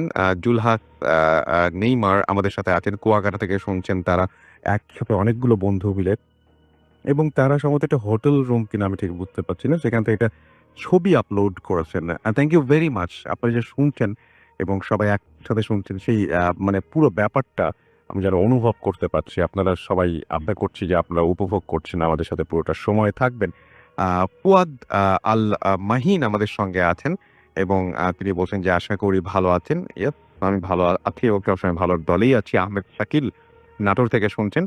আমাদের সঙ্গে আছেন দেখতে পাচ্ছি এমডি তানভীদ, আছেন আমাদের সঙ্গে আর জে হাসিব। আসিফ ভাইয়ের সেকেন্ড স্টোরিটা এক্সট্রা অর্ডিনারি লেগেছে। আমাদের সঙ্গে আছেন এমডি মারুফ, আমি কিন্তু ভূত এফএমের পেজ থেকে পড়ছি। আমাদের সঙ্গে আছেন এমডি মেহেদী হাসান সানি, অনেক জ্বর, তারপরে শুনছি আপনি আপনার খুব দ্রুত আরোগ্য কামনা করছি। আমাদের সঙ্গে আছেন দেখতে পাচ্ছি, এছাড়াও পারভেজ মুশাররফ, এবং তিনি বলছেন, "কেমন আছেন? আমি সবসময় ভালো থাকি, সবসময় ভালোর দলে।" আমাদের সঙ্গে আছেন দেখতে পাচ্ছি, এছাড়াও আরো অনেকেই। আ ইমাদ শোভন আমাদের সঙ্গে আছেন। আমাদের সঙ্গে আছেন এছাড়াও এই মুহূর্তে মেহেদী হাসান মামুন আমাদের সঙ্গে আছেন দেখতে পাচ্ছি, SKR, মাহমুদুল ইসলাম মুন্না আমাদের সঙ্গে আছেন, আহমেদ শাকিল আমাদের সঙ্গে আছেন, আমাদের সঙ্গে আছেন দেখতে পাচ্ছি জান্নাতুল ফেরদৌস আরিফা সহ আরো অনেকে।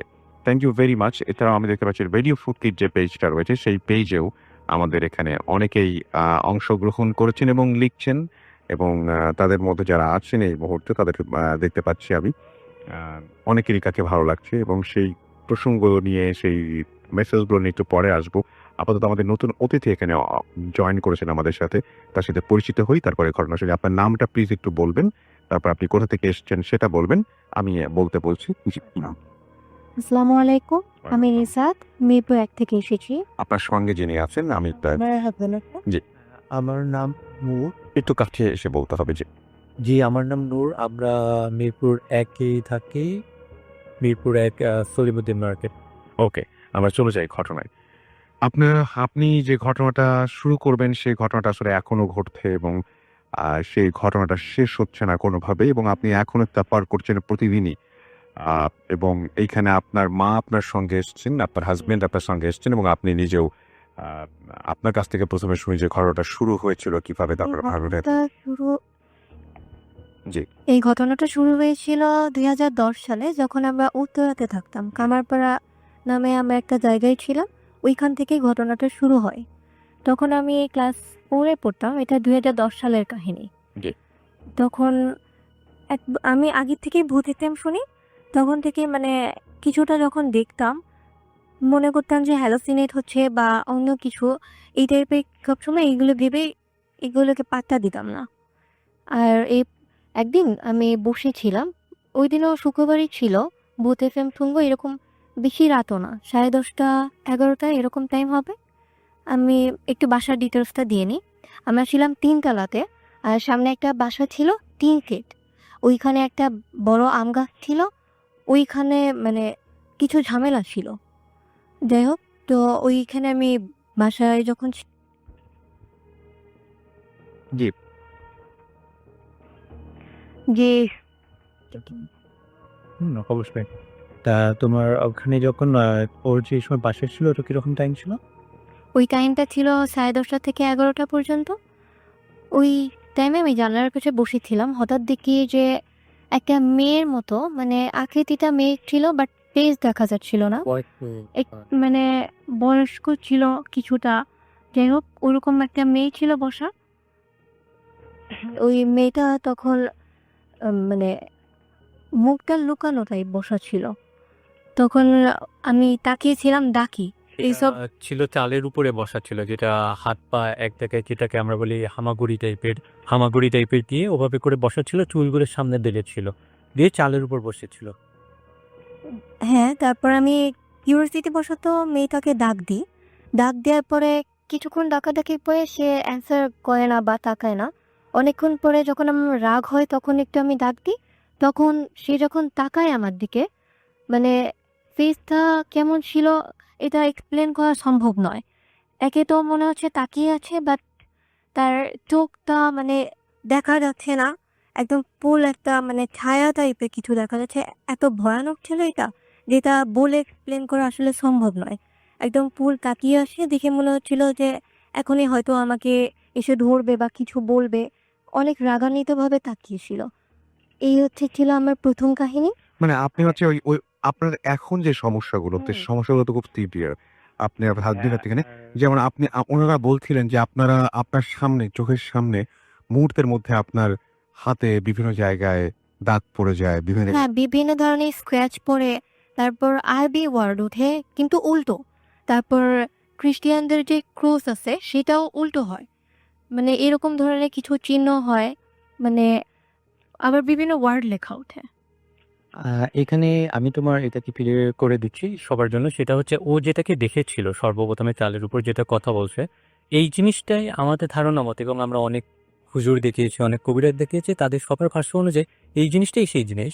ইভেন অনেক ক্ষেত্রে যখন হাজির করে, জিন হাজির করে, জিন হাজির করা হয়েছে আজ পর্যন্ত অনেকবার, করানোর পরে প্রত্যেকবার স্বীকারোক্তি এসেছে ওর এখন পর্যন্ত যে প্রবলেমগুলো, এই প্রবলেমগুলো এই সময় থেকে শুরু হয়েছিল, এবং সে যখন চালে যে বসেছিল তখন যখন তাকে ও ডেকেছিল, ও তখন থেকে এসেছে ওর সাথে। আর এইটার মেইন প্রবলেমটা শুরু হয় আমাদের বিয়ের পরে থেকে। বিয়ের প্রথম দিকে আমি অনেকটা এথিস্ট টাইপের ছিলাম, যে আমি ধর্ম বিশ্বাস করতাম না, কোনো কিছু বিশ্বাস করতাম না সেভাবে করে এথিস্ট ছিলাম। বিয়ের প্রথম দিকে ওর কিছু কিছু সিনড্রোম দেখা দেওয়া শুরু করলো। এটা হচ্ছে গিয়ে অক্টোবরে 2017 সালে মিরপুরে আমাদের বর্তমান যে বাসায় আমরা অবস্থান করছি এই বাসায়, যে ও অনেক সময় দেখা যেত আমার উপর রাগ করছে, করে আমাকে মারতে চাচ্ছে। একদিন শুয়ে আছি, শুয়ে থাকতে থাকতে আমার আঙুল ধরে বলছে যে তোমার আঙুলটা আমি ভেঙে দিই। আমি চিন্তা করেছি যে হয়তো রাগ করেছে বা দুষ্টুমি করছে, এরকম চিন্তা করে বলেছি যে তাহলে ধরো ভেঙে দাও। তখন আমার মা দেখেছে যে ও ভাঙতে গিয়েছে পুরোপুরি, আমি টান দিয়েছি, মা দেখেছে, দেখে ওকে বকা দিচ্ছে, দিতে দিতে তখনও বলছে যে আমি এরকম করিনি তো, না আমি এটা করিনি। তখন আমরা চিন্তা করলাম হয়তো কোনো মেন্টালি প্রবলেম হতে পারে, এরকম তো সাধারণ হয় মানুষের। আহ, নতুন পরিবেশে এসেছে, এত টানাটানি গিয়েছে, বিয়ের একটা সিজন গিয়েছে, এই জন্য এটা হয়েছে। কিছুদিন যেতে না যেতে আমাদের বাসায় কিছু লোকজন আছে, আমরা আড্ডা টাড্ডা দিচ্ছি, হঠাৎ করে ওর হাতে একটা বাইটের চিহ্ন। চিহ্নটা পুরোপুরি সাপের দাঁতের মতো 3টা দাঁত, বাচ্চাদের দাঁত সাইজের মতন গ্যাপ করে সাপের মতন 3টা দাঁত। ও মানে আমাদের কাছে এসে হাতটা দেখিয়ে পুরো কান্না করে ফেলেছে যে আমার কি এখনো কামড়াচ্ছে কি যেন, দেখো আমরা ঠিক বুড়া আঙুলটা সাইড থেকে রাসেল ভাই আপনি দেখতে পারবেন এইখান থেকে 3টা দাঁতের দাগ একদম সামনে। মানে বুড়ো আঙুলের ঠিক নিচের দিকটায়। আমরা চিন্তা করছি হয়তো অ্যালার্জি বা এই টাইপের কোনো কিছু হবে, যেটা অ্যালার্জি টাইপের কোনো কিছু একটা দাগ পড়েছে। তার কিছুদিন পরে আমার এক ফ্রেন্ড আমার দেশের বাড়ি থেকে ঢাকায় বেড়াতে এসে তার ওয়াইফকে নিয়ে আসলে আমাকে ফোন দেয় যে নতুন বিয়ে করেছিস, আমি আসি তোর বাসায়। তারপর আমরা তাকে নিয়ে আসি, বাসায় নিয়ে এসে আমরা রাত্রে আনুমানিক 3টা পর্যন্ত আড্ডা দিয়ে আমরা আমাদের রুমে যখন শুতে যাওয়ার আগে আমি আর আমার ওয়াইফ মার রুমে গিয়েছি আমার, তাকে গুড নাইট দিতে, যে আমরা শুতে যাব। এরকম সময় হঠাৎ করে নুপুরের শব্দটা প্রথমে আমার ওয়াইফ পাওয়া শুরু করলো। নুপুরের শব্দ পাচ্ছে, তারপর বলছে যে এরকম নুপুরের শব্দ বারান্দা থেকে আসছে, মা তুমি কি শুনতে পাচ্ছ? তখন মা একটু খেয়াল করে দেখে বলে মাও শুনতে পাচ্ছে। এবার দুইজনের এরকম দেখে আমি তারপরে চিন্তা করলাম কিরকম নুপুরের শব্দ, আমি একটু খেয়াল করে দেখি। এবার আমি শুনতে পেয়ে আমার কেন জানি আচমকে একটু ভয় লাগা শুরু হলে আমি মোবাইল ফোন থেকে ইউটিউবে যে সূরা ইয়াসিন চালিয়ে দিলে নুপুরে ও বলছে খালি যে সাউন্ডটা বাড়ছে, এটা বন্ধ করে সাউন্ডটা বাড়ছে। বলতে বলতে রাসেল ভাই সর্বোচ্চ 5 থেকে 6 সেকেন্ডের মধ্যে ও চিল্লিয়ে উঠে খাটে শুয়ে আমাকে ধরতে আসতে মারবে, যে সাউন্ডটা বন্ধ করো থেকে এবার কর। ফেসটা দেখতে, সেই সময় ওর ফেসটা দেখতে কেমন বলা যায়, যে রাগান্বিত হিন্দুদের রাগান্বিত দুর্গা বলে যেরকম, ওই টাইপের, মানে বড় বড় চোখ করে এমনভাবে যে আমাকে মেরে ফেলবে, এই টাইপের একটা ফেস এক্সপ্রেশন তৈরি করে। আমরা তো ভয় পেয়ে, যেটা এরকম কেন হচ্ছে।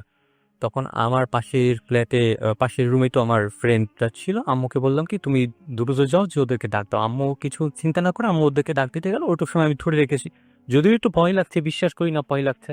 এবার ওরা আসলো, ওরা আমার ফ্রেন্ড আর ফ্রেন্ডের ওয়াইফ আসলো, এসে দেখলেই ওটা কথা এখানে তুমি স্কিপ করে দিচ্ছ।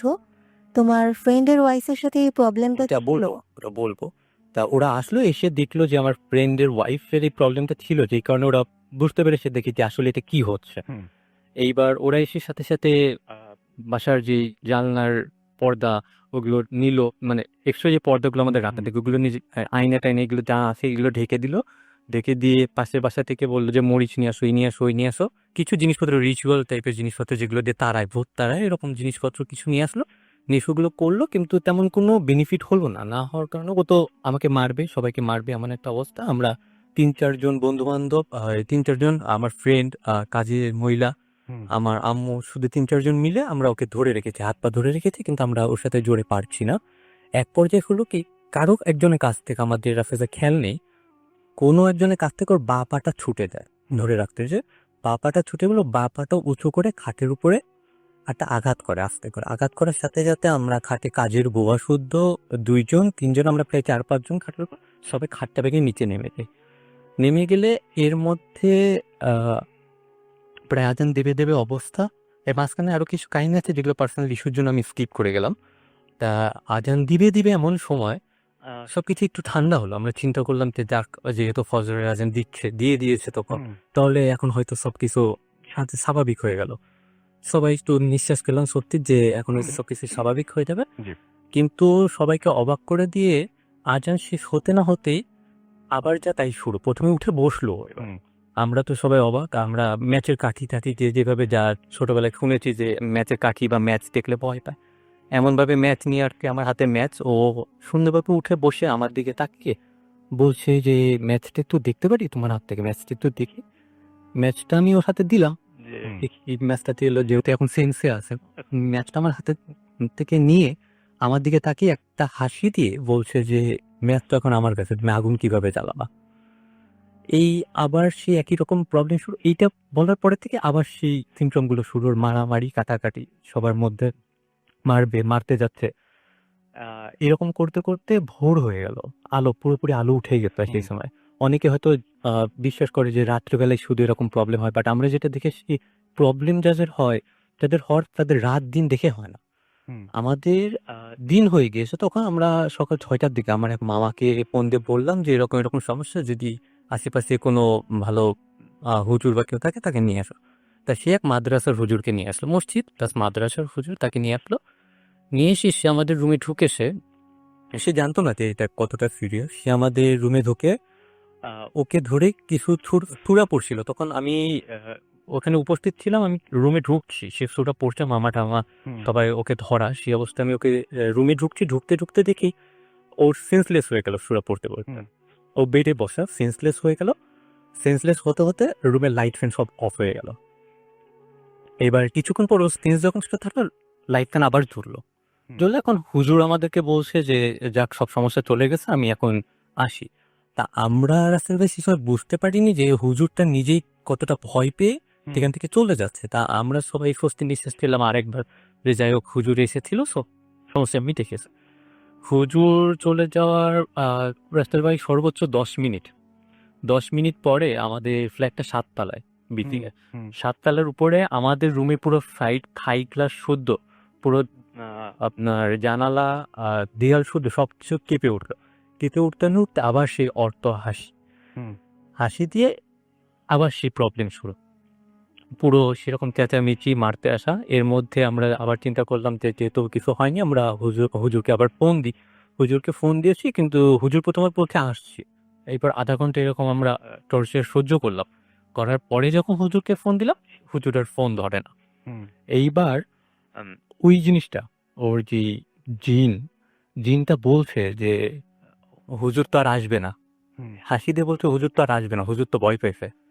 এইভাবে বলতে হবে হুজুর তো আর আসবে না, হুজুর আমাদের দেখে তো ভয় পেয়েছে, আমি তো দেখা দিয়েছি, হুজুরে তো আমি চেহারা দেখেছি। ভালো কথা। এবার আমরা কি করবো কিছু খুঁজে না পেয়ে এর মধ্যে আরেকজন হুজুর আনতে তো সময় লাগবে আমাদের। এর মধ্যে আমরা কোরআন শরীফ, মুসলমানদের কোরআন শরীফ আমরা ওর বুকের উপর দিয়ে রাখলাম, যে বুকের উপর কোরআন শরীফ রেখে দেখি কি হয়, যেহেতু কোনো কিছুতেই কোনো কাজ হচ্ছে না। ও কোরআন শরীফ শুদ্ধ, কোরআন শরীফটা জিনটা নিজেই কোরআন শরীফটা হাতে নিয়ে উঠে বসে কোরআন শরীফ ছড়িয়ে দিচ্ছে হাতে। আর যতবার আয়না ঢাকা হচ্ছে রুমের মধ্যে, প্রত্যেকবার আয়নার পর্দা যখনই ও আসছে, বিল্ডিং কেঁপে উঠছে, থাই গ্লাস কেঁপে উঠছে, দিনের বেলা ভাই এটা কেঁপে উঠে তো আয়নার পর্দা পড়ে যাচ্ছে, আয়না যে কাপড়টা আমরা ঢেকে রাখছি সেই কাপড়টা পড়ে যাচ্ছে। এরপরে আরো হুজুর আনা হলো কিছু, 2-1 দিনের মধ্যে এভাবে করে চলতে থাকলো। কিছু হুজুর আনা হলো, কেউ যেটা বলে শ্মশানে পাঠা বলি দিয়েছে আমাদেরকে দিয়ে, এবং আরো কিছু জিনিসপত্র করেছে তারা। মাঝে ডক্টর দেখানো হয় যে আমার বাবাকে যখন জানানো হয় এইসব কাহিনী, তখন সে বলে যে আগে ডক্টর দেখাতে। তো আমি এরকম করে সাভারের একটা ডক্টরকে দেখাই। সে আমার বিভিন্ন ধরনের টেস্ট দেয়, সব কিছু দেওয়ার পরে যখন রিপোর্ট আসে সন্ধ্যার সময়, সব রিপোর্ট নর্মাল লেখে, তখন সে সব সিনড্রোমগুলো জানতে চায়। দেন আমাদের কাছে একটা ভিডিও ফুটেজ ছিল। আমরা রাফেল ভাইয়াকে দেখিয়েছি যেটা। হ্যাঁ, তো ওই ভিডিও ফুটেজটা আমরা ওই ডক্টরকে দেখাই। দেখানোর পরে সে নিজেই ওটা দেখে বলে যে আপনারা একটা হুজুরের সাথে কন্ট্যাক্ট করেন। সায়েন্সের যুগে এগুলো কেউ বিশ্বাস করে না, বাট আপনারা একটা হুজুরের সাথে কন্ট্যাক্ট করেন। এটা বলে সে জাস্ট আমাকে একটা রিল্যাক্সের জন্য একটা ঘুমের ওষুধ দেয়। আর এর মধ্যে কিছু জিনিস বাদ পড়ে গিয়েছিল, সেটা হচ্ছে ওর আব্বুকে যখন জানানো হয়েছিল তখন বিষয়টা এমন সিরিয়াস হয়ে গিয়েছিল যে হঠাৎ করে ওর গলা কেউ ঠেসে ধরে। ঠেসে ধরলে দেখা যায় না যে কে ধরছে, বাট গলার ওই জায়গায় যে মানুষের আঙুলের মতন ছাপ, ৩ টা আঙুলের ছাপ। গলায় ৩ টা আঙুলের ছাপ, স্পষ্টভাবে ৩ টা আঙুলের ছাপ পড়তো। যেই ছাপগুলো থেকে ওর প্রায় ১.৫-২ মিনিট, ইভেন ৩ মিনিটের মতন সময় পর্যন্ত ওর নিঃশ্বাস বন্ধ হয়ে থাকতো, দম বন্ধ হয়ে থাকতো। যেই সিম্পটমগুলো দেখে আমরা চিন্তা করলাম যে আমাদের পক্ষে আর এভাবে করে মানে রাখা সম্ভব হচ্ছে না, এভাবে করে যে আমরা এত বড় রিস্ক নিয়ে রাখতে পারবো না আর কাউকে না জানিয়ে।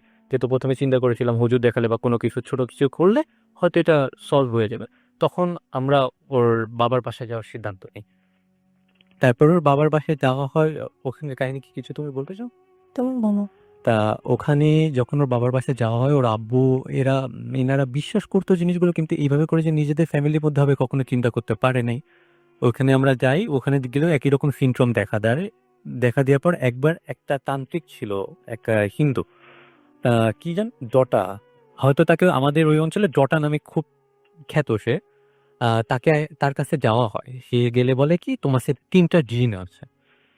তার মধ্যে ৩ টা জিন আছে, সে ছাড়িয়ে দিতে পারবে। বলতে আমাদেরকে কিছু রিচুয়াল দেয়। রিচুয়াল দেওয়ার পরে কোনোভাবে সেই জিনিস যায় না। কিন্তু তার কাছ থেকে আসার পর আমাদের প্রবলেমগুলো আরো বাড়তে থাকে। আগে যেহেতু শুধু গলা ঠেস ধরে রাখতো, এখন মা মানে পুরোপুরি শরীরে মারের দাগ হয় এবং পুরো শরীরের বডিতে স্ক্র্যাচের দাগ, সেটাও ৩ আঙ্গুলের।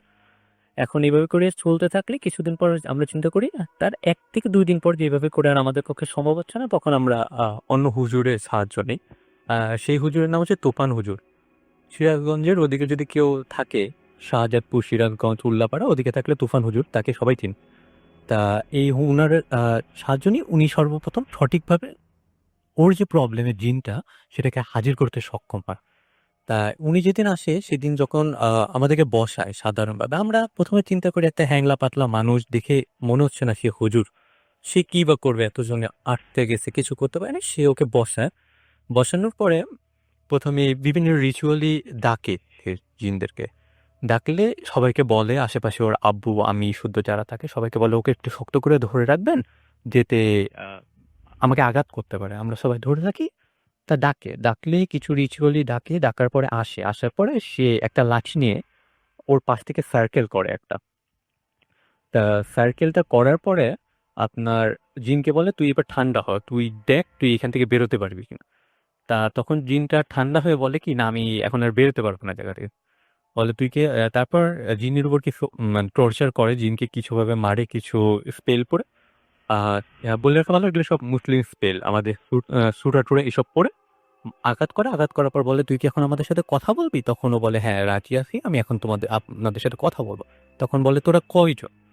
বলে যে আমরা ৩ জন। বলে যে ৩ জন তোরা তো ওর মুখ দিয়েই বলছে। হ্যাঁ, ওর মুখ থেকে বলছে। আমার ওয়াইফের মুখ থেকে বলছে যে তোরা কয়জন?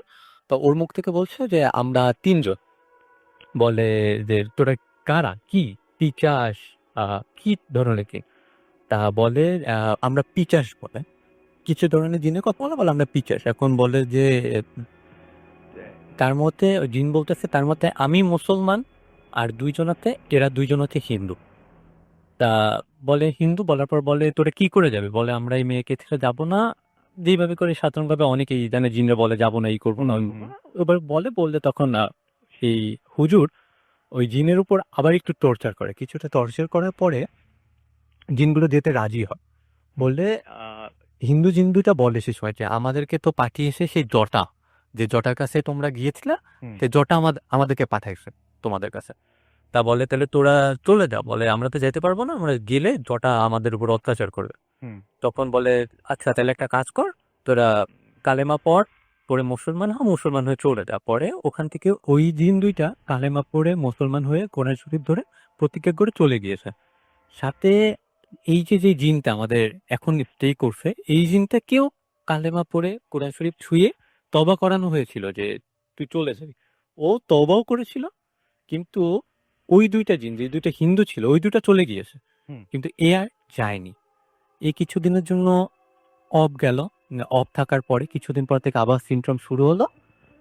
এইবার কিছুদিন পর আবার একটা হুজুর দেখালাম আমরা এরকম সিমটম দেখতে দেখতে যে এর মধ্যে আমি আবার একটা জিনিস দেখতে পেতাম যে আমার সাথে সবাই বসা, বাট আমি দেখতে পাচ্ছি কেউ একজন মানে ছায়ামূর্তি টাইপের 3 জন বা 6 জন একটা বড় প্লেট টাইপের কিছু এনে আমাকে নিয়ে যেতে আসছে। এরকম দেখে আমি চিল্লাপাল্লা করতাম, মাঠে দেখতাম যে উল্টো দিকে নামাজ পড়ছে বাট উল্টো দিকে, পশ্চিম দিকে না, উল্টো হয়ে নামাজ পড়ছে। এরকম কিছু জিনিস দেখতাম। তারপর সাউন্ড পেতাম যে কেউ আমাকে ডাকছে বাইরে আসতে, রাত্রেবেলার দিকে প্রায় 2:30-3টার দিকে। তখন দেখা যেত আমাকে ডাকছে। অনেক সময় এই সাউন্ডগুলো আমার মা বাবা বা আশেপাশে যারা থাকতো তারাও পেত। গেট খোলা হলেও আর কাউকে দেখতে পেত না। ওকে, আমরা আপনার কাছে আবারও ফিরে আসবো। তার আগে ডক্টর আলিফের কাছে একটু যাব এবং তার ঘটনাটা আমরা শুনে আসবো এবং তারপরে আবার আসবো। আমি দেখছিলাম পুরো সময়টা আপনারা যখন ঘটনা বলছিলেন, আপনি খেয়াল করেছেন কিনা জানি না, ডক্টর আলিফ খুব মনোযোগ দিয়ে আপনাদের কথা শুনছিলেন। মানে উনি তো মানে নিজের ঘটনাগুলো বলেছেন, বেশ টায়ার্ডও ছিলেন। তারপরেও আজকে একটু অসুস্থ, হঠাৎ করে হাতে একটা আঘাত পেয়েছেন। তারপরে আমি দেখলাম যে পুরো সময়টা খুব আগ্রহ নিয়ে শুনছিলেন। মানে এইটাই হচ্ছে আলিফের একটা গুণ বলবো আমি। এবং যে ঘটনা ঘটলে, কোনো ঘটনা পেলে সেটাকে যাচাই বাছাই করা এবং খুব আগ্রহ নিয়ে, মানে যারা যত বেশি ভালো লিসেনার তারা তত বেশি ভালো করে আবার ঘটনাগুলো বুঝিয়ে বলতে পারে। তো আমরা চলে যাবো ডক্টর আলিফের থার্ড ঘটনায় এবং আমি পুরো সময় দেখছিলাম যে খুব না রাতুল ভাই, আসলে সত্যি কথা বলছিলাম যে আমি যে ঘটনা এখন বলবো এইখানে আবার ইনভলভমেন্টটা কম। ওনার যেমন ওনার শরীরের উপর ভর করেছে, এরকম কেসেস আমি বহু দেখেছি। যে এই জন্যই আমি দেখলাম যে খুব আগ্রহ নিয়ে আপনি শুনছেন। হ্যাঁ, এই বহু কেসেস আসছে যে সামান করে নিয়ে আসছে যে ভর করা জিনটাকে সরানোর জন্য। আসলে যা হচ্ছে আশেপাশে, ভূতটা হচ্ছে একটা কাপড়, আসল তো জিন। হুম তো আমরা আসলে যেটা বলতে গেলে আর কি, যে আমার ঘটনা নেক্সট যেটা লাস্ট আমি ঘটনাটা শেয়ার করব। আসলে আসলে সময়ের তো খালি আমার করি এবং ওনার ঘটনা কোনো সমস্যা নেই, সমস্যা নেই, আমরা শুই। যে এখন যে ঘটনা শেয়ার করবো এটা হচ্ছে আমার কাছে আসে ফেসবুকে। আপুটা হচ্ছে ফারজানা নাইম, ওনার হাজব্যান্ডের ঘটনা আর কি। ওনার হাজব্যান্ডের নামটা বলছি না, যেহেতু উনি মিডিয়াতে চাকরি করে, বিজেতে কাজ করে। তো ওনার দেখা যায় যে মোস্ট অফ দ্য টাইম বাসায় আসার, মনে করেন যে বাসায় আসার টাইমটা হচ্ছে রাতের বেলা। মোস্ট অফ দ্য কেস হচ্ছে যে রাতের বেলা বাসায় ফিরতো। তো একটা সময় ডিসিশন হয় তারা বাসা চেঞ্জ করে। বাসা তো ছিল আগে যেখানে ছিল সেখান থেকে তারা বনশ্রীতে বাসা শিফট করে। তো বাসাটা শিফট করার পর সেদিন বাসাটায় উঠে তার ননদ তার সাথে থাকতো, তার 2 ছেলে মেয়ে, সাথে একটা মেয়ে থাকতো আর কি। এবং তার হাজবেন্ডটা মোস্ট অফ দ্য টাইম রাত দেরি করে আসতো। তো সেদিন তারা বাসা শিফট করার পর হাজবেন্ড ছিল না। তো তাদের বাসা গোছাতে গোছাতে রাত 2:30 বেজে যায়। তো খাওয়া দাওয়া করে সবাই শুয়ে পড়ে। এমন সময় থেকেই আর কি, ওই দিন থেকেই শব্দ একদম শেষ অবধি পর্যন্ত তাকে ওই বাসাতে সাফার করতে হয়, যে 1-1.5 মাস ছিল ওই বাসাতে। তো প্রথম দিন রাতের বেলা হঠাৎ করে শিল পাটার শব্দ, উপরের ফ্ল্যাট থেকে শিল পাটার শব্দ আসতেছে এবং এত জোরে জোরে শিল পাটার শব্দ, এটা বন্ধ হচ্ছে না। ফজরের ওয়াক্ত পর্যন্ত শিল পাটার শব্দ। তো বলে যে আসলাম এই বাসায় নতুন, এই শব্দ করে যদি মানুষকে ডিস্টার্ব করে, তো কাজের মেয়েটাকে পয়লেন সকালবেলা বলে যে তুই যা তো উপরে দেখতো কারা থাকে, ওদেরকে বলি যে যদি রাত্রেবেলা কিছু বাটাবাটি করতে, রাত্রেবেলা না বাটে। আপু তার মেয়েটাকে বলে। তো কাজের মেয়েটা উপরে যায় এবং দেখে যে উপরে কোনো ফ্ল্যাটে কেউ থাকে না, উপরটা পুরোটাই খালি। তাদের এই বাসার 5তলাটা, মানে 6তলাটা আন্ডার কনস্ট্রাকশন আর কি, তারা থাকতো 5তলাতে। তো সে খুব অবাক হয়ে যায়, তারা এত শব্দ টব্দ কে করলো। এর পরের দিনও তার হাজবেন্ড দেরি করে বাসায় ফিরবে। তো রাতের বেলা থেকে এরকম করে সব বাচ্চাদেরকে ঘুম পাড়াতে প্লাস পুরো বাসাটা গোছাতে আবারও রাত দেরি হয়ে যায়। তো সবাইকে মিলে খাওয়া দাওয়া করে সে শুয়ে পড়ার পর আপনার শব্দ আসতে থাকে বাইরে থেকে, প্রচন্ড জানালা দিয়ে প্রচন্ড শব্দ। রাতের বেলা ঘুম ভেঙে যায়। সেই ঘুম আর রাত্রেবেলা তিনি আর ঘুমাতে পারলেন না। ঠিক পরের দিন আবারও, সেদিনও তার হাজবেন্ড তার বাসায় ছিল। বাসায় থাকা অবস্থায় রাত্রেবেলা তার হাজবেন্ড তাকে নিয়ে, মানে সে হাজবেন্ডকে নিয়ে রাত্রেবেলা ঘুমাচ্ছিল। হঠাৎ করে তার যে ব্যালকনি যেটা ছিল সেইটা দিয়ে রাত্রে 2-3টার পরে হঠাৎ করে প্রচন্ড জোরে শব্দ। এত শব্দ এত শব্দ যে শব্দের কারণে পরবর্তী সময় তারা আপনার দরজাটা খুলতে বাধ্য হয়। তার হাজবেন্ড দরজাটা খুলে দেখে বারান্দার মধ্যে যে বারান্দায় কে আছে, কিন্তু বারান্দায় কেউ নাই। শব্দটা তখন পর্যন্ত হচ্ছিল। হতে হতে একটা পর্যায়ে তারা চিন্তা করে যে না, এই অবস্থায় তো সম্ভব না থাকা এই রুমের মধ্যে। তো একটা পর্যায়ে তিনি মানে খুব ভয় পেতে থাকে যে এত শব্দ হচ্ছে কেন, এত শব্দ হচ্ছে কেন। রাত মানে ওই দরজাটা কন্টিনিউয়াসলি শব্দ হচ্ছে। তো তিনি আর ঘুমাতে পারেন না সেদিন রাতের বেলা। ঠিক পরের দিন তাদের বাসায় তার হাসব্যান্ড আবারও নাই। তার বাসায় তাকে সজাগ থাকতে হয়। তো হাসব্যান্ড যেহেতু রাতের বেলা দেরি করে আসবে তাকে জেগে থাকতে হচ্ছে বাই দিস টাইম, এবং বাচ্চা থেকে ঘুম পাড়িয়ে দেওয়া হয়। এবং তার আম আমি স্কিপ হয়ে গেছি একটা ঘটনা। এর পরের দিন হাসব্যান্ড বাসায় ছিল সকালবেলা। তো গোসল করে ওয়াশরুম থেকে গোসল করে তিনি চা বানাতে বলে যে, "আমি একটা মিটিং আছে, তুমি তোমার জন্য ১ কাপ চা বানিয়ে নিয়ে আসো।" তো সে ওয়াশরুম থেকে বাইর হয়ে মানে ওয়াশরুম থেকে বের হয়ে আসে। যে, "কি ব্যাপার? তুমি ওয়াশরুমের দরজা লাগাই দিছো কেন?" যে কাজের মেয়েটা পরে এসে খুলে দেয়। তো ওয়াশরুমের দরজা বাইরে লাগাই দিছো কেন? বলে যে, "আমি তো বাইরে দরজা লাগাই দিইনি।" বলে, "হ্যাঁ, লাইট অফ করে বাইরে দরজা লাগাই দিলা কেন?" তবে তো তা আমি করি নাই কখনো।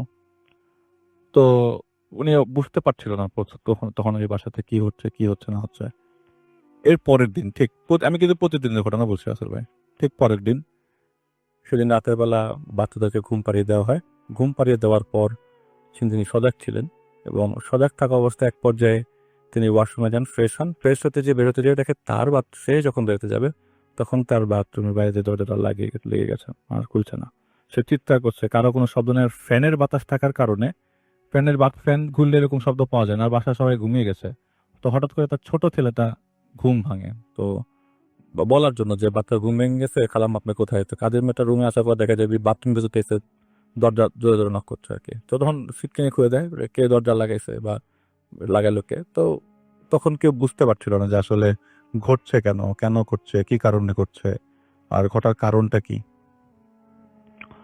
তো এরপরে আহ, এরকম ঘটনাগুলা থাকা অবস্থায় তারা ডিসিশন নেয় যে এরকম ভাবে তো থাকা সম্ভব নয় বাসাতে। আর নুপুরের শব্দটা খুব আহামরি কিছু না। ওই শিল পাটার শব্দটা প্রতিদিন হচ্ছে। বাথরুমে পানি পড়ার শব্দ, কন্টিনিউয়াসলি পানি পড়ছে।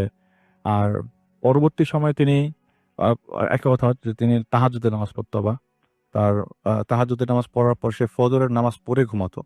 এই বাসায় আসার পর থেকে তাহাজ্জুদের নামাজের সময় তিনি লক্ষ্য করলেন যে তার সাথে নামাজ যখন তিনি পড়ছেন তার সাথে কি জানি সিজদা দিচ্ছে। তা আপনি যখন জামাত পড়বেন আপনি বুঝবেন পিছনে আপনার সাথে কেউ নামাজ পড়ছে কি পড়ছে না। তিনি ওটা বুঝতে পারতেন যে তার সাথে কেউ নামাজ পড়ছে। তো এটা ফজরের ওয়াক্তে হয় বা তাহাজ্জুদের সময় হয়, এটা তার মা তাকে বলেছিল যে তাহাজ্জুদের নামাজ যারা পড়ে তারা এরকম অনেক কিছু ফিল করে। তো তিনি বললেন যে আমি আসলে তাহাজ্জুদের নামাজ না, আসলে আমি সব ওয়াক্তের নামাজ পড়ার সময় ফিল করতাম আমার সাথে কেউ নামাজ পড়ছে। আচ্ছা, সব সময় নামাজ পড়ছে, আমার সাথে কেউ নামাজ পড়ছে। তো এটা উনি রেগুলারলি ফিল করতো আর কি। তো প্রায় ১ মাস উনি মোটামুটি এসব অবস্থা দিয়ে যাচ্ছিল। একদিন হঠাৎ করে তিনি ঘুমন্ত অবস্থায় তার ওয়াইফ মানে তার ঘুমানোর আগে তার হাজবেন্ড তাকে বলেছিল যে, "আমার একটা কাজ আছে, তুমি আমাকে একটু জাগাই দিও। সন্ধ্যা ৬টার দিকে আমাকে বেরোতে হবে, তুমি আমাকে একটু উঠাই দিও।" তো তিনি ঘুম থেকে উঠার সময় কানে শব্দ পাইলেন যে, "এই তুই তোর হাজবেন্ডকে জাগাই দিচ্ছিস না কেন? তোকে তো জাগাই দেওয়ার কথা।"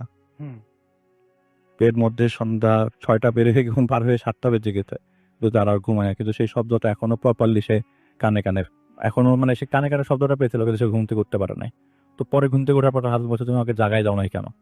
বলে যে, "আমি না শব্দ শুনেছিলাম। আমাকে কেউ বলেছে তোমাকে জাগাই দিতে হবে, বাট আমার ঘুমটা ভাঙে নাই।" ঠিক পরবর্তী দিন তার হাসব্যান্ড সে রাত্রেবেলা ঘুমিয়ে গেছে। তোর ওটাই পুরো ঘুমটা তার লাগেনি। ওই সময় হঠাৎ করে কানের মধ্যে ফিস শব্দ আসলো যে, "তুই যে মানত করেছিলি সেই মানতটাকে তুই কমপ্লিট করেছিস কিনা? মানতটাকে তুই মানে দিয়েছিস কিনা?" তো সে ঘুম থেকে ওঠার পরে সে চিন্তা করলো, হ্যাঁ ২০০৮ সালে সে একটা মানত করেছিল কোনো একটা কারণে। সে মানতের টাকাটা সে আর দিতে পারেনি আরকি, ভুলে গেছিল কোনোভাবে। তো সেই মানতের টাকাটা সে পরবর্তী সময়ে শোধ করে। তার ক্ষতি হচ্ছিল না, কিন্তু তার অবস্থা খুব খারাপ হয়ে গেছিল। সে কোনো কিছু খাচ্ছিল না, কোথাও যাচ্ছিল না, কথা বলছিল না। সারাক্ষণ গুমোট ব্যথা থাকে। হঠাৎ করে তার ননদ তার সাথে খুব খারাপ ব্যবহার করে, গালাগালি করে। এক পর্যায়ে ওই বাসার নিচে একজন লোক থাকতো, উনি বলতো যে, "ওনার অবস্থা তো ভালো না, এত প্রচন্ড গালাগালি করছে, আপনি এক কাজ করেন, এখানে একজন আছে তার সাথে একটু কথা বলে নেন।" তো সেই লোকটা তাকে একটা পানি দেয়। পানিটা খাওয়ার পর ননদের অবস্থা কিছুটা ঠিক হয়, এবং সে সাথে সাথে বগুড়া চলে যায় ফুল ফ্যামিলি সহ। বাসাটা তখনও ছাড়ে নাই। বগুড়া যাওয়ার পর তার বাবাকে বলে যে, "আমি এই বাসার মধ্যে অনেক কিছু ফেস করছি, রেগুলার এসব পাটাপুতা শব্দ, দরজা, আমার ব্যালকনির সামনে দরজা, প্রচন্ড দরজা ধাক্কাধাক্কি শব্দ, এইসব শব্দ আর সহ্য করা যাচ্ছে না, তুমি একটা ব্যবস্থা করো। তো বলে যে আমাদের পাশে একটা ইমাম আছে, তার সাথে একটু কথা বলো। কথা বলার পর সেই ইমাম বলল যে এই ইমাম তখন চোখ বন্ধ তার সামনে, বলছে যে আপনাদের বাসায় 4টা জিন থাকে, 4টা জিনের মধ্যে একটা ভালো, বাকি 3টা খারাপ। কিন্তু আপনি কি জানেন আপনাদের বাসাটা কি মানে দক্ষিণ সাইডে নাকি? আপনাদের দক্ষিণ সাইডে কোনো রুম আছে নাকি? বলে হ্যাঁ, দক্ষিণে আমাদের রান্নাঘরটা। বলে কি যে এটার পাশে কোনো রুম আছে? বলে না, এটার পাশে কোনো রুম নাই। বলে এটা ঠিক আছে, আপনারা যত তাড়াতাড়ি পারেন এই বাসাটা ছাড়েন, এবং ওই বাসার আপনারা ওঠার আগে কি কোনো ধরনের ঘটনা ঘটেছিল কিনা? তখন বলে যে না, আমরা কোনো কিছু জানি না। বলে যে যত জলদি পারেন। এবং ঢাকায় আসার পরপরই তারা গুড নিউজটা পায় যে তার হাজবেন্ডের অফিসের নিচে তাদের একটা ফ্ল্যাট খালি হয়, তারা সাথে সাথে এটা শিফট করে ফেলবে।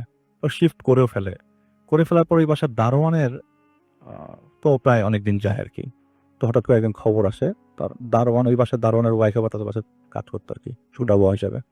তো সেই ও আপনার সেই বুয়া তাকে বললো যে আপা, আমি একটা খবর পেলাম ওই বাসায় তারা যাওয়ার পরে একটা হাজব্যান্ড ওয়াইফ আর তার বাচ্চা সব উঠে আর কি। তো 15-20 দিন ছিল। 15-20 দিন থাকার পরে একদিন হঠাৎ করে হাজব্যান্ডটা তার বাচ্চাকে নিয়ে ব্যাগটেক গুছিয়ে বলতেছে যে আমি আমার বাবাকে দেখতে যাচ্ছি গ্রামের বাড়িতে। তো তো বাড়িওয়ালা জিজ্ঞেস করে যে আপনার ওয়াইফ কোথায়? তো বলে যে আমার ওয়াইফকে তো আমি আগেই পাঠাই দিছি, আমি আমার মেয়েকে নিয়ে চলে যাচ্ছি। তো আমি চলে আসবো কিছুদিন পর, চাবিটা বাসায় রাখেন, হেফাজতে রাখেন। তো চলে গেল। 15 দিন হয়, 20 দিন হয়, ওই বাসার থেকে কেউ কোনো নক আসে না। ওই বাসাতে কেউ মানে ওই বাসার ক্লেম করতে আসে না, ওই লোকটাও আসতেছে না। তো একদিন দরজা খুলে ভিতরে ঢুকে দেখে যে ওনাদের যে বেডরুম, সেই বেডরুমের তোষকের মধ্যে মুড়ানো তার ওয়াইফের লাশ। যে লোকটা তার ওয়াইফ ছিল, তার ওয়াইফের লাশ মুড়ানো অবস্থায়। পরে পুলিশ কেস হয়, কিন্তু এটা পরবর্তী সময় আর কিছু উনি জানেন না, কারণ উনি ওই ঘটনাটা ওই মুহূর্তে তখন বুয়ার কাছ থেকে পায় আর কি, কারণ তিনি তো বাসা ছেড়ে দিয়েছেন। এটা ছিল ঘটনা রাতুল ভাই। বলি আমি অনেক কিছু স্কিপ করে গেছি, আমার মাথায় কাজ করছে না আসলে। Trust me. আমার হাত ব্যথা করছে খুব। সেই তখন থেকে এটার সাথে কি কোনো রিলেশন? যাই না, বাসাতে গাড়ি থেকে নামলাম, হঠাৎ করে দেখলাম যে মোবাইল ফোনটা পড়ে যাচ্ছিল, পরেও নাই, জাস্ট আমি হাতটা দিয়ে মোবাইল ফোনটা ধরতে গেলাম, আমার হাতটা এমন ভাবে মচকে গেল, আমি এখন পর্যন্ত ব্যথা খুবই অবাক। এখনো ব্যথা করছে। খুবই অবাক হয়েছি এবং সবচেয়ে বড় কথা, লাস্ট ঘটনা ঠিক মতো বলতে পারলাম না, স্যাটিসফাইড না কিন্তু লাস্ট ঘটনা ঠিক মতো বলতে পারি। হ্যাঁ বলতে পারেন, এবং আপনি ঢোকার পরে বলছিলেন যে আজকে কোনো কিছু মনে পড়ছে না ঠিক মতন। খুব অদ্ভুত ব্যাপার। তারপর আমি সেকেন্ড ঘটনা বেশ চেষ্টা করেছি মনে করে বলার জন্য, থার্ডটা প্রপারলি বলতে পারিনি আর কি, যেন আমি এক্সট্রিমলি সরি। প্রচন্ড ব্যথা হানো। আমরা চলে যাই আপনাদের কাছে আরেকবার।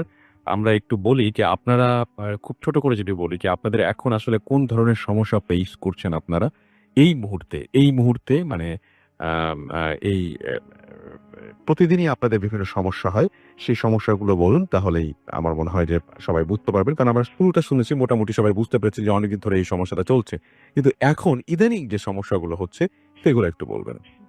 ইদানিং যে প্রবলেমগুলো হয় সেটা দেখা যাচ্ছে, হঠাৎ বসে আছি সবার সাথে গল্প করছি, হঠাৎ করে পুরো গায়ে একদম গলা থেকে শুরু করে পা পর্যন্ত জাস্ট 3 আঙ্গুলের স্ক্র্যাচ পড়ে। আর দেখা যায় আমি কথা বলছি, আমি শুনতে পাচ্ছি যে আমি বাংলায় কথা বলছি, বাট আশেপাশে যারা থাকে তারা শুনছে যে না, আমি বাংলায় কথা বলছি না, উর্দুতেও কথা বলছি না।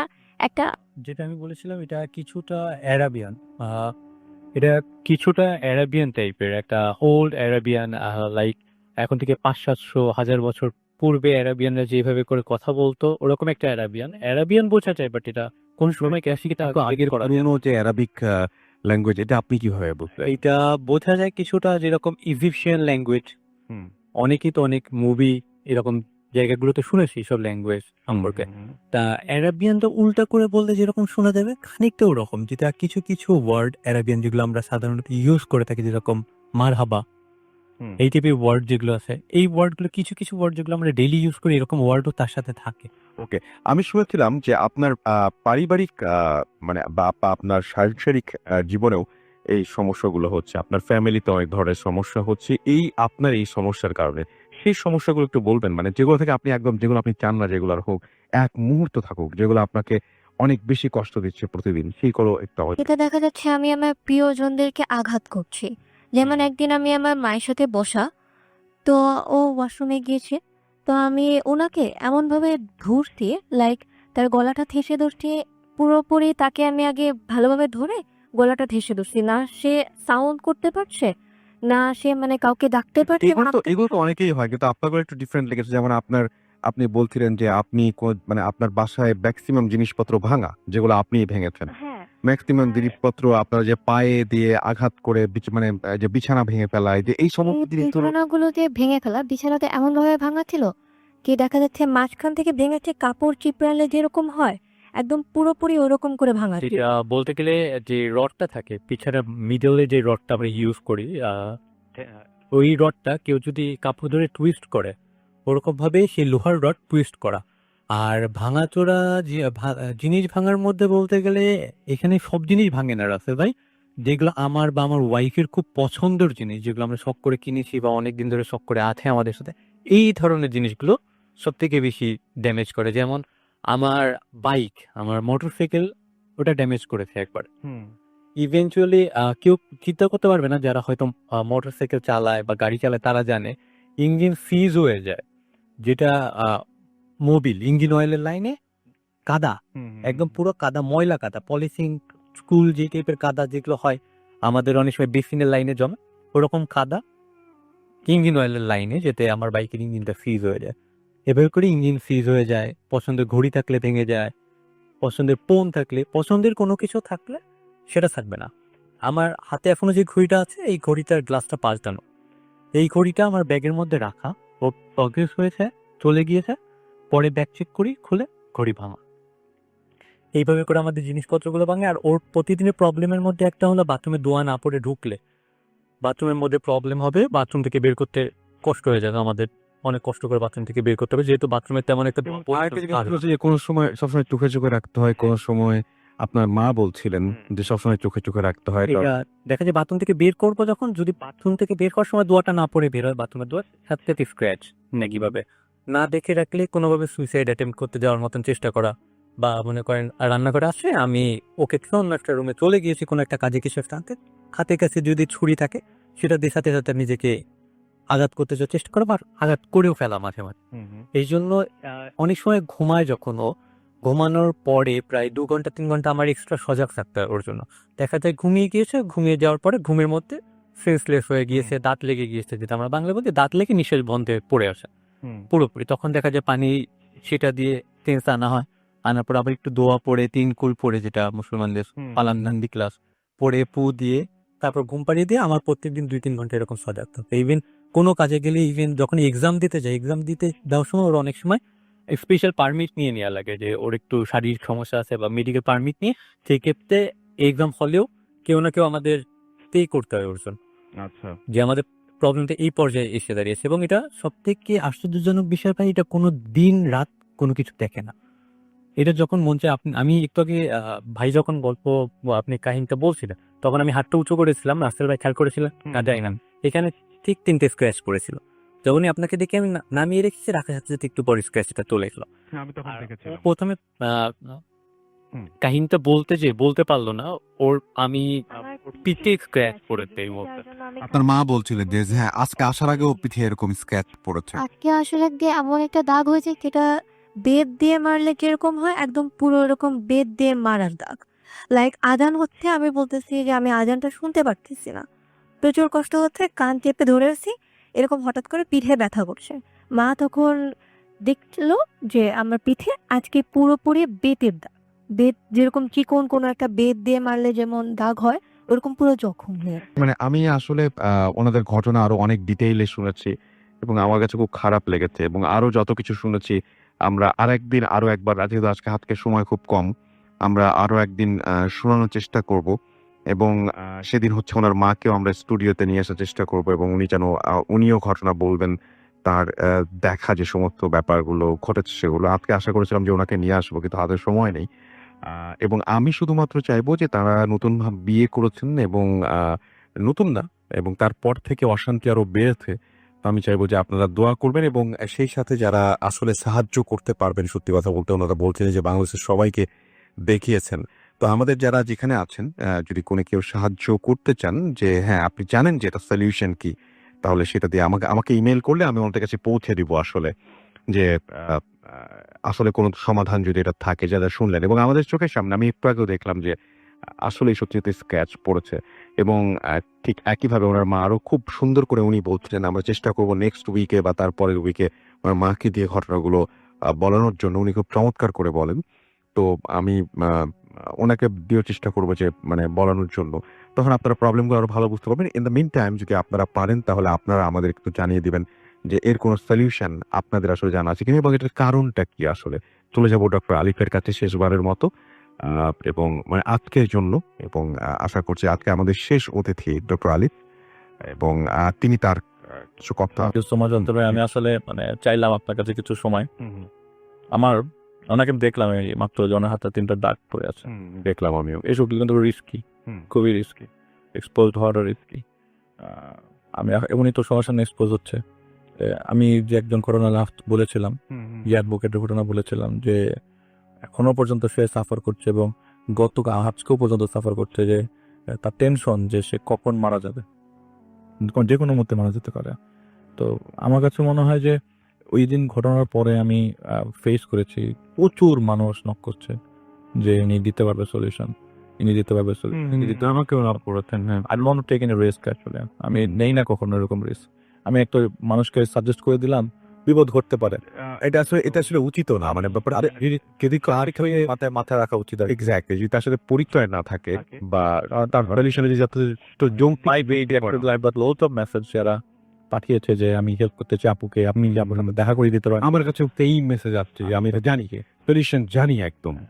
আমি রাসেল ভাই ছোট্ট করে কথা বলতে চাই। আমি ঘটনাটা লাস্টে একটা জিনিস মিস করে গেছিলাম, এটা একটু বলে দিই, হলে আমি ওই ফ্ল্যাটটা ক্লিয়ার করতে পারবো না।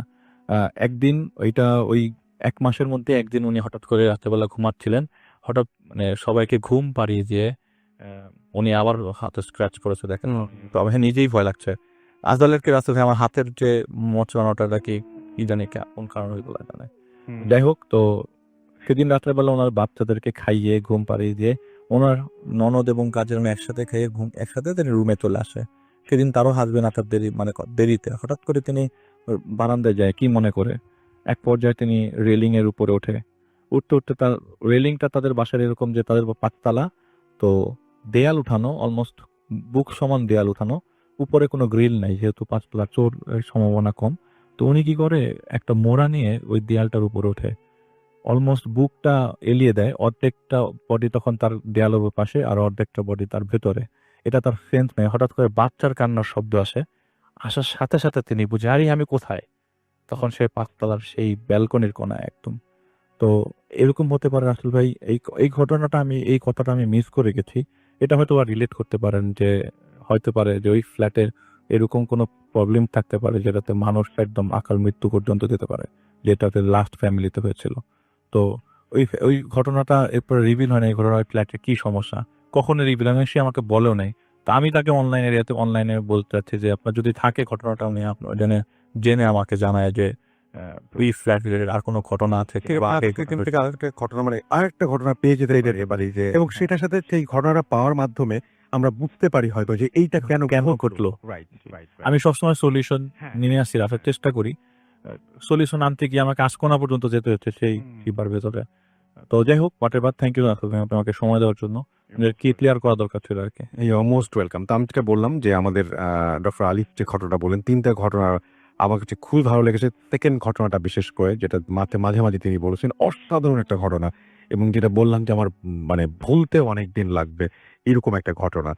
আর আমাদের সঙ্গে আরো যে 2 জন ছিলেন তারাও তাদের ঘটনা শেয়ার করেছেন, এবং আমি বলছিলাম যে ডক্টর আলিফ যেরকম বলছিলেন যে ওনার ওই অ্যাডভোকেট, ওনার ওই ঘটনার পরে আমি অনেককে পেয়েছি আমার সলিউশন জানি। আর ওনারা যে সলিউশনটা যদি জানেন তাহলে আমাকে লিখে জানান যে এটা হচ্ছে সলিউশন। হয়তো ওনারা ওই সলিউশনটা যেটা আপনি দিচ্ছেন সেটা হয়তো ট্রাই করেছেন এর আগে, বা এরকম কিছু হতেও পারে। সবচেয়ে বড় কথা হচ্ছে যে যেটাই হোক না কেন ওনাদের জন্য দোয়া করবেন, এবং ডক্টর আলিফের জন্য দোয়া করবেন। আমি জানি না যে আমার হাতে কি হলো। তো যাই হোক, আমরা আপডেট করবো আপনাদেরকে যে কি হলো নেক্সট সপ্তাহে, আমি জানি ইয়েতে। এবং আপনি জানেন যে উনি রেগুলারই ওনাকে সার্জারি অনেক কিছু করতে হয়, তো ভালো হয়ে যাওয়াটা খুব জরুরি। এবং আজকে তারপর থেকেই দেখছি যে একটু অ্যাবসেন্ট মাইন্ডেড ডক্টর আলিফ। তো যাই হোক, আজকের মতো এখানেই শেষ করব। কথা হবে আবারও আগামী শুক্রবার। সেই পর্যন্ত সবাই ভালো থাকবেন, সুস্থ থাকবেন, সুন্দর থাকবেন, মোস্ট ইম্পর্টেন্টলি পড়তে থাকবেন। আমি দেখতে পাচ্ছি যে শুধুমাত্র টুইটারে আমি একবারও আজকে পড়িনি, সবাই লিখেছেন, আমি একটু পড়ি। যে সজীব হাসান লিখেছেন সাউন্ডটা অনেক ভয়ের লাগছে। চিঙ্কু ডিএক্স লিখেছেন ডক্টর আলিফের সাথে কিছু ঘটনা শেয়ার করতে চাই, তিনি জানিয়েছেন। আমাদের সঙ্গে আছেন তামিহা। আচ্ছা, এটা যদি আপনি এরকম মনে করেন যে ডক্টর আলিফকে দিয়ে কোনো কিছু আপনি যদি আসলে পড়াতেই চান বা কোনো কিছু পাঠিয়ে দিতে পারেন, কিন্তু কোনো সমস্যা নাই। তামিহা আমাদের সাথে আছেন এবং আমাদের সাথে আছেন দেখতে পাচ্ছি মইনুর সাগর, এছাড়াও আমাদের সাথে আছেন টুকু শেখ, এছাড়াও আমাদের সঙ্গে আছেন দেখতে পাচ্ছি বিশাল বৈরাগী, সিদ্দিক রহমান আমাদের সাথে আছেন, জাকারিয়া আমাদের সঙ্গে আছেন দেখতে পাচ্ছি, এছাড়াও আরো অনেকে। থ্যাংক ইউ ভেরি মাচ আমাদের সঙ্গে এতক্ষণ থাকার জন্য। আশা করছি যে আপনারা অনেক এনজয় করেছেন। আজকের মতো এখানে শেষ করতে, কথা হবে আবারও আগামী শুক্রবার। সেই পর্যন্ত সবাই ভালো থাকবেন, সুস্থ থাকবেন, সুন্দর থাকার মোস্ট ইম্পর্টেন্টলি ফুর্তি থাকবেন। যেতে বলে যাচ্ছি আমাদের ইমেল অ্যাড্রেসটা bhutfm@radio40.fm, এখানে লিখে পাঠাবেন আপনার যত ঘটনা। আজকের মতো এখানেই, টাটা।